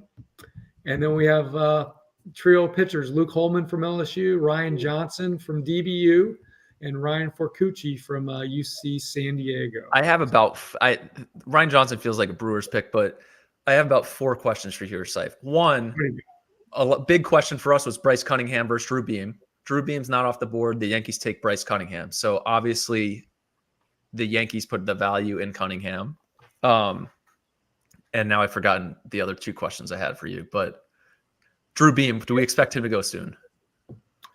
Yeah, I think we're getting to the point where, as DJ said, college pitching. I saw both in person this year. If I was in the hot seat picking, I'd go for the upside of Cunningham against the stability and the career performance of Beam. And I really like both. I just think that Cunningham, he could be a 3-4 in your rotation, whereas Beam is probably a 4 or 5. He's that guy. But I saw Cunningham pretty good at LSU, up to 96, 97 that night. His best off-speed pitch is a changeup, but his slider's not far behind. He got swing miss with both. But I do know his changeup has some like analytic data that makes it one of like, it's elite. It's got elite numbers to the I forget exactly what, but he's definitely a legit 3-pitch guy, athletic, 6'5", arm works really, really well. I like the pick here by the Yankees. I like the pick too. I like the pick too. I actually like Cunningham more than Hess. The Yankees just we have Cunningham 35 and Hess 37, and they got them both. So nice work. These teams, in this case, it's the Yankees. They're tipping their hand. They're showing you what they value. When you start to peel back the layers, they've got the pitching coordinator and Scott. I say coordinator, the pitching national cross-checker and Scott Lovecamp, also involved in player development. They're showing you what they value in pitching. Hey, DJ, I don't want to get you too excited here, but Ryan Sloan just came off the board at 55 to a team that seems to do really well with pitchers, the Seattle Mariners. Wow. They may not be my favorite draft. They may have just passed the Rockies. Nice work. Ooh. So they go, well, do they have a pick in between there? I don't have them all up in front of me. They took Durangelo. So Durangelo and Sloan's their second pick. They'll pick at 91, 121, 154. Let me see if I have a pretty good first day though, right there though. Look at what the Mariners are doing. I mean, they're moving off of what they've done the last few years and going back to what they've done really, really well previously. Yeah. It's a good group. I think they realized it, right? A really good scouting player development group here. Yeah. So kudos to them. Great job, Scott Hunter, Jerry DePoto, all the guys in Seattle. They're at 9.5 is their pool for those accounting at home. Sloan just ate it. Johnson, I'm guessing, going to the Marlins here, right? Carter Johnson to the Marlins. Who is it? Carter Johnson to Marlins. Carter Johnson to the Marlins. This Wake Forest class is falling apart here. Lavonis is the one still on there. Carter, I mean, both those are huge value picks, right? Those are 2 top 10 guys for us, high school wise. Yeah. So just pull the guy 97 to 100, make up through the roof, real slider changeup. I think, and I still think there are things that he can get better with. And then Carter Johnson, one of our all-time favorite, future gamer, All-American. Yeah. Really elevated his stock over the last 2 years or so. He's going to hit. And I think I'll tell you what they did. They saved all the money on Morlando, and then they went down and just got this guy. I'm not looking at the money, but I'll bet you that's what they did there. And you know what? If you're sitting in that room, what you're saying to yourself for all the guys that let him go by is this is at the complete high end, right? This is Gunnar Henderson. We're trying to get Gunnar Henderson here. Sure. Kid from Alabama, kind of looks the same, has similar attributes, not quite as fast, but I'm thinking like this. I know when I was in Miami, we absolutely loved Colt Emerson. We absolutely loved Cole Young from Pittsburgh. We talked about him. He falls into that area for me. And yeah, of course, you got who's the scouting director there now? Frankie Polari. He was in Seattle, so you can see why they like a guy like this. Nice job by the Marlins there. It's interesting because we got a bunch of people on live here, and again, it's so much different than all the other sports, right? And we talk about I was a first rounder, all the guys up there. So much will get restacked based on what they sign for, right? You just talked about Morlando and Carter Johnson. Somehow the money's going to fit differently than what the slot is assigned for those guys. Sure. One guy's going to get overpaid. The other guy's going to get slashed. Yes. For the same way Thomas White last year, you guys. Thomas White was a top 15 pick financially. And Steven Echeverria, he was a number 2 right-handed pitcher financially. Like that's the way things were put together. So as I was just thinking to myself, which prep righty are the Brewers going to take? Bryce Message. There we go. There we go. Just talking about how this Jersey class came apart, but Message big, 6'5", 220, I think 4 pitches for strikes. It's a real mover and kind of an easy pick. I think this not an easy pick. This is a perfect spot for him. The Brewers had a great draft last year where they attacked some prep righties or prep arms in general and did a great job. They also got Cooper Pratt, which is turned out to be an absolute steal. I think we had him mocked in the first round last year, and then when he finally signed, he's off to a great start. But Bryce Message, another one of the UVA. I'm telling you, the second round every year is the round that destroys the ACC. Every single year. The first round, you get the LSU's, Texas, the SEC. Okay, those were kind of assumed. And then the second round, it's like, oh, wow, the ACC recruited really well, and these guys just got too good too soon. And that's what's going on with UVA's class right now, as that's the 6th or 5th guy in the second round after Dix won in the supplemental. Emilian Petrie, Scythe to the Rays in the second round. That is a surprise. I mean, I like the player. He can hit. There's really good bat to ball. He's a plus defender, but there's not a ton of power. But that would probably be my surprise pick so far in the draft. And again, not that he's not a good player or anything, but that's what I'm thinking here. That's pretty tall for not a ton of power. But here's what I'm thinking. Here's what I'm thinking for the Rays. XL Sports Management and Theo Gillum going to the University of Texas. And this is what you have to do. You got to find some money somewhere. So, do you think Theo got 5? So slot was 4.37 for Theo. It's 1.53 for Petrie. Yeah, I'm guessing that they had to make it up. That's the pick behind. I don't have the whole list here. They went Theo Gillum, then they went Petrie. Yeah. I'd be almost certain that they did the opposite of what the Marlins did. Well, especially listen to Scythe. Does that not we're doing all this live. We're doing it all in live time, right? But we won't really know what's going on until we see what all these guys signed for, right?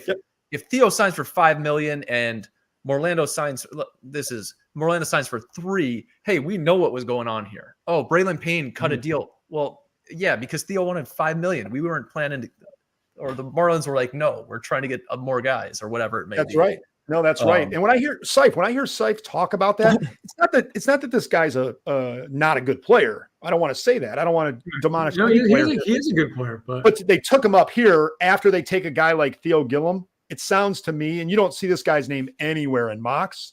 It sounds to me like the Rays they liked Gilliam that much that they were willing to do it, and then they had to make a decision. And I'm not saying that this is what they're going to do, because I don't know. To your point, Shooter, we haven't seen the money wash out here. There's a really good chance, though, that they collected some, if not all of it, they collected some savings right there. And now they can go on with the rest of their draft. The alternative is, you were talking about analysts giving you money and giving you options. They're looking at this going, how do we want to save our money? Do we want to distribute it over 3, 4, 5 rounds? Or do we just say, hey, we think this is a great money saver. We like this player. He'll do the deal. We save it all right now. Then they move on with their draft. Now they're back to even. So there's a possibility that happened. So the Blue Jays, with their second pick at 59, take Cal Steven from Mississippi State. I actually thought when they signed him, I said that's the most important transfer for you. And he had a great year. Seif, you got a chance to see him. It's big backspin with the fastball. I think kind of more average secondary stuff, but really throws a ton of strikes, and that fastball plays up. Yeah, he's actually one of the guys I never had a chance to see this spring, but everything you said is totally everything you said is totally accurate. Well, I'll keep going because I watched every one of his starts. Yeah, transfer for Purdue, hit the ground running, never missed a beat. Actually got better at Mississippi State in the SEC. Better numbers in the SEC than he did the Big Ten. So really impressive season. Well, if we're talking about a plan right now, the Blue Jays plan seems very similar to their AL East rival Yankees. We got Trey Yasevich and Cal Steven versus Cunningham and that's right. I was going to say Clark Schmidt Hess. So we have 2 college arms. I like Steven a lot, but I thought the second round was a bit early. But we'll see what else they're doing. I still feel like they can move some things around, the Blue Jays. There still might be some picks up their sleeve, but strike thrower, swings and misses with the fastball. As the shoot, Seif, you keep getting new teams to want to switch over to. What's that? The Twins just took Billy Amick. Oh, best draft. Yeah. Okay. Yeah.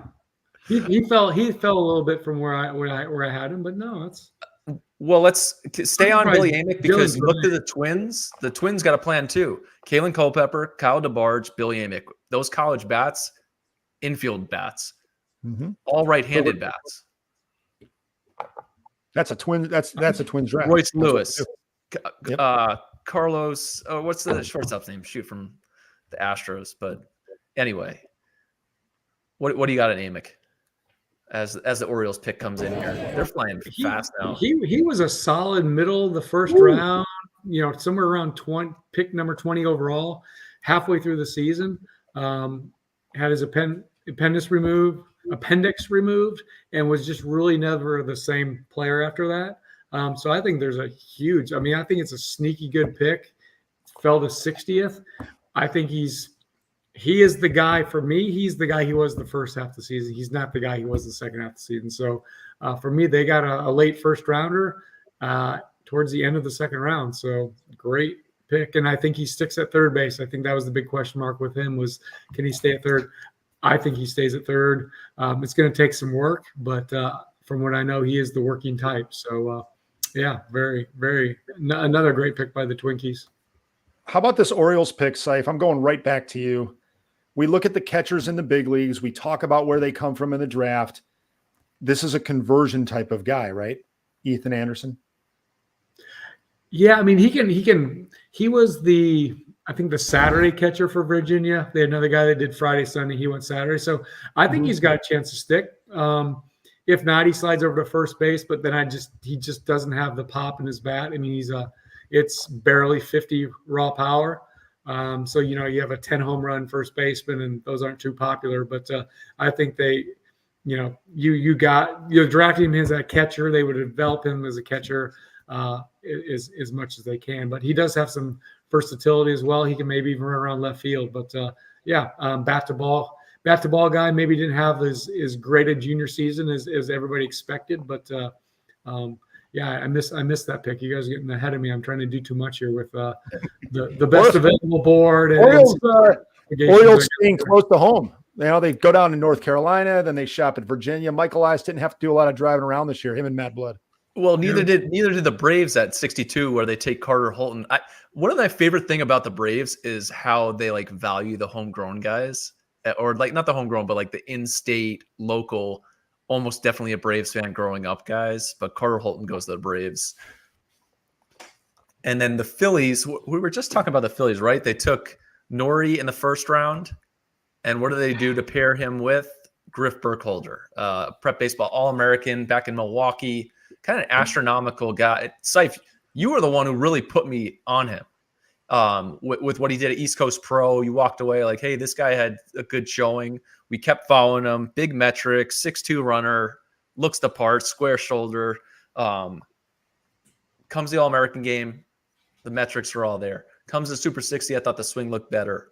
The power, if he can continue to get to it in the game, it's an upside play. And the Phillies have actually done a good job with those guys. As Aiden Miller last year, you got Crawford, who's rising through the ranks there. Add in Nori and Burkholder in the outfield. You got some real athletes and go get it with some thump in the barrel. Burkholder. That's a good scouting department. The Phillies are a good scouting. I don't say that just because I worked with Brian Barber, who's their assistant GM and scouting. They've historically, and I know it's been, Seif, you worked with the Phillies for a while, but historically it's been a really good organization. They've taken some lumps like everybody, but it's kind of like the Dodgers East, I guess you'd say. They're willing to take these guys. Dante Nori's what, 20 years old? Is he going to be an eligible freshman? And they took him anyways. They love the player. He's got tools. He's good. Got a great backdrop. They go Griffin Burkholder here. They've taken Crawford. They've taken Aiden Miller. They take Painter. They clearly want these young prep players, not just position players. I'll be interested to see what they do with the money split up with those two guys, because Burkholder was a big name. And what the irony of, like, we talked about, those guys were in a group, right? Slade Caldwell, Nori, Burkholder on our list. It's not, again, it's not vertical, it's horizontal. Like, these guys are across. Yep. These are a good set of guys, depending on what tool you value and honestly what your analytics say, what you think you can develop, your player development system. But those are two exciting high school outfielders to go after. And that's fascinating to see that they paired those two together. Again, they'll probably go off to what? Clearwater? Is that where they start off? That's right. Clearwater. Yeah, they'll start Clearwater. So they'll work their way up there from there. Right now, look at these D-backs picks. Yeah, this is going to be fun. Oh, wow. So D-backs take Ivan Luciano from Puerto Rico, catcher. I will have to check in on him. I apologize to you guys. And then let's shift to the Rangers, who they close out round 2 with, in Dylan Dreiling. Love it. Been waiting for that name. One of my favorite. Not one of the top 10 hitters in the draft, but certainly one of my next 10. I really keep saying he's got thunder in his forearms. He's just average, fringe average tools otherwise, but I think he's going to hit. He's going to hit with power, going to play left field in everyday role. So, man, big fan of Dylan Dreiling. And it's curious, that the Rangers took 2 draft eligible softs. Do you think they're envisioning, hey, these guys go back to school next year, they're top 10 picks? We just got 2 top 10 picks. Yeah, I think for sure Dreiling would have been. I mean, it's about the bat, and he has the bat, that's for sure. And who's the other one? You're working way ahead of me, your shooter. Malcolm Moore. So Moore and the other one. I got to check into this Puerto Rico kid. I think I saw him at PvP. I got to check on that. My apologies. Should be much. How many Tennessee players went? All of them at this point. Beam did not go, right? I think just 3 so far. Yeah, 4. Burke would. Yeah, Burke went. Amick went. Christian Moore went, and Dreiling went. Yeah, no arms yet from there, but. Give me a second here, guys. I think we got some deals coming in the 3rd round. Yeah, this is where Carson Mill. This is where all the $1.5 to $2.5 million guys can go. So if it's still on, Ivan Luciano was a Miami of Ohio recruit. I'm checking out Ian Smith putting up some good stuff. My boy Smiley doing work. My boy Smiley doing some work at Monroe Health. He's a good one. From Diamond Club. I should have known that Ian would be locked in on that. I got to shoot him a note. We'll see what he's got to say as we shift over to the third round with Tony Vitale getting all sorts of. Oh man, guys, this is. I may have to switch over to Rays, Saif, as the Rays start the competitive balance B round with Tyler Bell, who again, yes, similar. Milwaukee. Mr. Milwaukee, yes. Yeah, he and Carter Johnson. It's Illinois kid. I don't think he had the breakout year that we thought he would have, which the Rays were probably licking their chops thinking that. Like other people may have wrote him off, but they were locked in here. Love this pick at 66. Tyler Bell is going to be an absolute gamer. Switch hitting, shortstop. The makeup, again, through the roof. Outstanding kid. Prep baseball All-American, so obviously we're a little bit biased in that sense, but the evaluation is there nonetheless. I think the frame's going to continue to fill out. That's a really good pick by the Rays, who keep. I might have to switch to Rays now, Saif. That's where I'm at. Shoot, I feel like I do the Rays every year too. You're always all over the place, so that's okay. But hey, to go back, let me circle back because along with Deloitte and Ernst & Young, I'm over here doing my best accounting. Theo Gillen at 1. We talked about Petrie feeling early, right? A bit high in the second round. Now they get Bell in the competitive balance period. Does it feel a little more balanced there? Whereas Bell probably closer. Yeah, I mean, you could see what they just did. Yeah. Would you agree, Saif, on this, on the Petrie pick, what they did there with their money? Yeah, I mean, you pointed it out. That's exactly what they had to do. Exactly, because Petrie was not in my book. Again, I'm not the only scout in the world, but he wasn't a second rounder. I mean, he just wasn't. So, he was probably a nice day 2 guy. I don't know Petrie really well. You know him. Like it could have been a nice day 2 pick. Maybe it was a 5th rounder or a 6th rounder or a 7th rounder. He didn't have any expectation of going up there. You call him up and you say, "Here's the deal, man. We really like you. We don't want to wait." And the player just wants to go off the board. Oh, so you know what?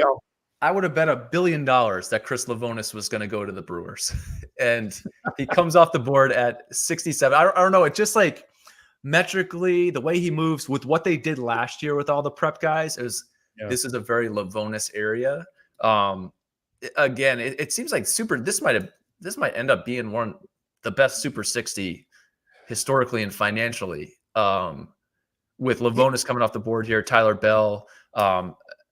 I love the way Livonis. It's very Trevor Bauer-ish. The persona, the stuff, the attention to detail, the ability to spin the baseball and manipulate stuff. So really nice pick there from the Brewers, who have shown a really good job with their pitching. So they're doing great things there. And then we go again. Surely, Saif's not on here, but I can tell him Blake Larson continue to rise up. He was a guy early on in high school. Again, going back, DJ, to our depth on the history of these guys. Iowa prep product, 2-way, committed to TCU, left-handed hitter. I can remember the first time seeing him as a freshman and going, hey, ceiling-wise, nobody's going to really get close to this. He is already being pushed into a lane of we can't teach what this arm does from the left side, and he's going to be 6'3", or 6'2". Strikes came and went. There's been some issue with the command. That got better at IMG throughout this year. And as it crept up, it probably mitigated that risk. It made people feel better about it. So, and then another prep baseball American off the boards of the Twins here with Dason Hill. So those lefties coming off, we talked about those high school guys. This feels like the period. What was our very first podcast we did 2 months ago, 3 months ago? What did we talk about? We talked about high school pitching. We identified, and listen, I'm gonna toot our horn a little bit here, Shooter. Do it. Preach. Let me just go look at our rankings. Look at the prep baseball rankings. There was clearly a pocket of high school pitchers in this draft that we were able to identify early, and here they're off the board. So I'm gonna have to eat crow here because I think at one point we were talking. I said, "You want to know how good this high school this pitching class is going to be? Wait till you see the 2027 college class." But I'm going to have to eat crow because none of them are going to college. Teams like this stuff. And, and if you start to see, I'll do a lot of work. I'll be up late tonight looking at how this all unfolded. My hunch is that when people said that the draft wasn't great, I think what they were really referring to was the depth in the college class, because now we're seeing all of these high school players just come flying off the board. So that's exciting for these teams. They're going to get some really good young high school pitchers. We got some young high school position players. I'm excited for the players. It's a great opportunity for them. And I'm happy that we were able to see it early. I really am. And I will say, we're going to have to check back on the high school guys just to give more accounting of this. I always wanted to provide some of the, hey, this is financially how the draft worked out for high school. Yeah. Like, this is where these guys were. Like, we talked back last year with Echeverry. I keep going back to that, obviously, because he's a Jersey kid and got $3 million later in the draft. So it was like, yes, these 6 high school righties went before him, but like at some point he got double what one of those guys that went before him. So like, again, those on here are not familiar with the draft. You're probably not on here. You probably really like the draft if you're here and have some understanding of it. But there's still some big money. Like the slot values in this final competitive balance B are all above $1 million. So I think these high school guys will command more. Dason Hill, who just exploded. He was a guy talking with Brandon Goins in Texas. We're always looking for who's going to be the Texas guy that pops, right? So we're looking for athletes, good movers. What's the layback look on this guy? Can he spin it? Does he have the ability to do that? Dason Hill can definitely spin the baseball. The breaking ball's there. Punched a bunch of guys. So big fan of what he does along with Blake Larson. They're all in the similar group. Again, they're all in that tier, DJ, that we talk about so much, which some stuff that we'll be moving towards in the future, but they are all situated in that tier. I know Seif just shot away to do some more promotional stuff, but the Reds attack Luke Holman from LSU, which again, I'm going to go to, it feels like maybe a little bit low for him here. So what kind of deals were worked out? I really think it is. And it's tough for me to speak definitively because I haven't seen them all. Most of my work was behind the scenes. This guy's like boring good. I wonder if Seif would say that. And I mean that as a compliment. I watched this guy pitch at the SEC tournament. He strikes guys out. He walks off the mound like, well, of course I'm supposed to strike guys out. And he did that in high school. He did it at Alabama. This does feel a little bit low for Holman. We'll see. Aiden May went to the Marlins right before him with a pick or two. So nice pick by the Reds. 60 kid. Holman.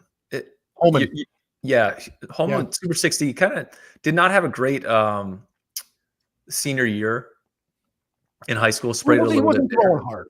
I went up and saw him as a scouting director. I liked him enough to go see him. He always had the hook, and it's evolved into this like slider thing. But he had a good overhand breaking ball, and he could throw strikes. He wasn't throwing extremely hard, but he was really good.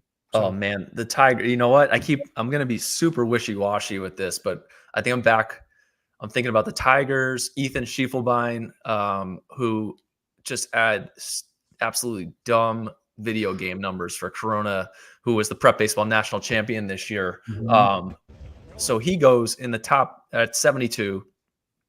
There'll be a bunch of his teammates next year, but the pitchability, like probably some of the best pitchability in the class. 3 pitches for a strike, knew what to do with his fastball, tunneled the top to bottom breaker. Not super high spin on the breaking ball, but everything for a strike.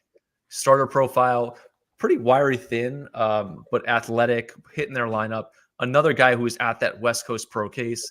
DJ, I think next year we got to make sure you get out to that, because whether it was Paul Skeens, Mikey Romero, all these guys who are not Mikey so much, but like some under the radar guys who is this guy? Who is Dax Whitney? Who is Ethan Schiefelbein? This Levi Sterling kid's pretty good. Every year I go to that. It's like sneaky awesome. So Schiefelbein to the Tigers, another big pick. He's a UCLA recruit. So it's a first Pac-12 guy. Here we go. Gage Jump, of course, is an A's guy, right? I can see Athletics taking Gage Jump. Let me ask you this one on the high school players. Who are we waiting on? Are we waiting on Johnny King?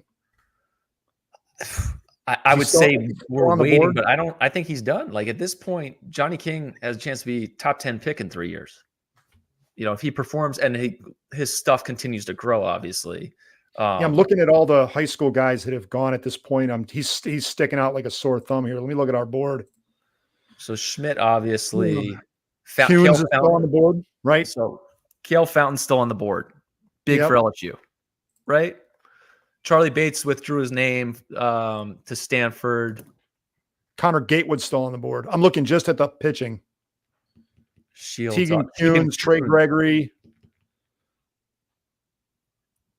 Anderson French, Ty Hedge, Chase Harlan's one I'd expect early. I mean, usually when we think of that day 2, right? Who's going to come off the board early? So, yeah, and I think here's the thing tonight. Yeah, we can either talk about this tomorrow. We could talk about it. Now, thing now is by the time you get to the 3rd round, come back over to you. I was looking at that list. The thing when you get to the 3rd round now, Shooter, this isn't Brock Porter was an anomaly. Okay, let's just call a spade a spade. You get up into those numbers. They did everything they could to get him when they took Kumar Rocker early. Then they didn't have a bunch of picks and they just poured it. That was somewhat of an anomaly. Most of the time, you're dealing with a Carson Milbrand situation in the 3rd round. So you can, as a team, very comfortably get over $1 million without starting to lose picks, but you're not going to 3. So if you have a guy like Johnny King or a couple of these other guys and their signability doesn't come down and that's really tough for some of these teams. So I think most of the teams are going to end up seeing something that starts with a 1 tomorrow. I'm looking through our high school list because we talked about the top 50 with one guy outside the top 50. So Owen Hall, which I wonder if actually no, because Brownie's still there. So he was probably still set. Yeah, that was it. Everybody top 50. Right? Top 50 is important. It is. Top 50 is important because those are going to be the players that you take in the top 3 rounds. Some teams still have their guys on there and they're going to have to pass them. You know, if Connor Gatwood was in your top 50 or Johnny King, certainly he was probably in a lot of time. You might just have to pass him tomorrow. Well, let me ask you a few more. And this has been awesome. Like sometimes we throw stuff against the wall and it sticks. This has been a lot of fun to discuss it. Let's talk about before we get to tomorrow, right? We're all going to tune in. Okay, who are these guys who are going? What's going on right now? Do we flip to tomorrow in the draft room immediately? I think guys are taking a deep breath right now. Number one, they're celebrating what they did. They're not resting on their laurels, but today was a really stressful day for general managers, scouting directors, and so on and so forth. We're pushing, what time is it? I don't even know. 11. I mean, you're pushing 11 o'clock on the East Coast. So, and there's plenty of time between now and tomorrow. Now, the scouting directors, they're going to go to bed tonight, and they're already thinking about who is that player that we're going to pour some money into tomorrow? Do we have the numbers to do it? It's not a real long conversation because the teams have their accounting set, and they should have had their draft plans in hand. So you look at a team like the Marlins, they're probably ready to draft straight up tomorrow.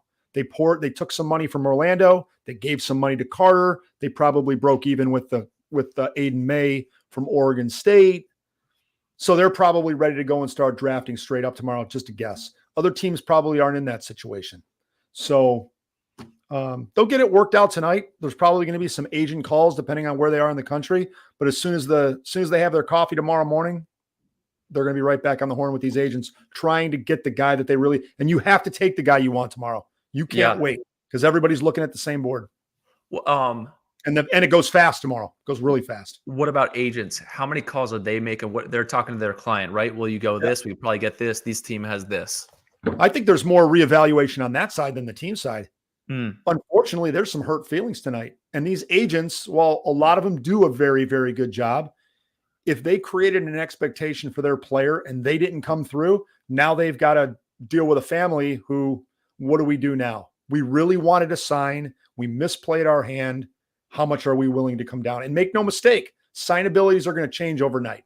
Guys are going to go to bed thinking they're a $2.4 million player, and they're going to wake up tomorrow and be really, really happy when they have 1.2 or 950,000 in the bank. So yeah, a lot of stay away from social media. Don't post anything is probably going to be said to a lot of kids. I would be remiss. There was one more pick, Ryan Johnson to the Angels, which Angels like. I wish Syfe was on here. I was a big Ryan Johnson guy.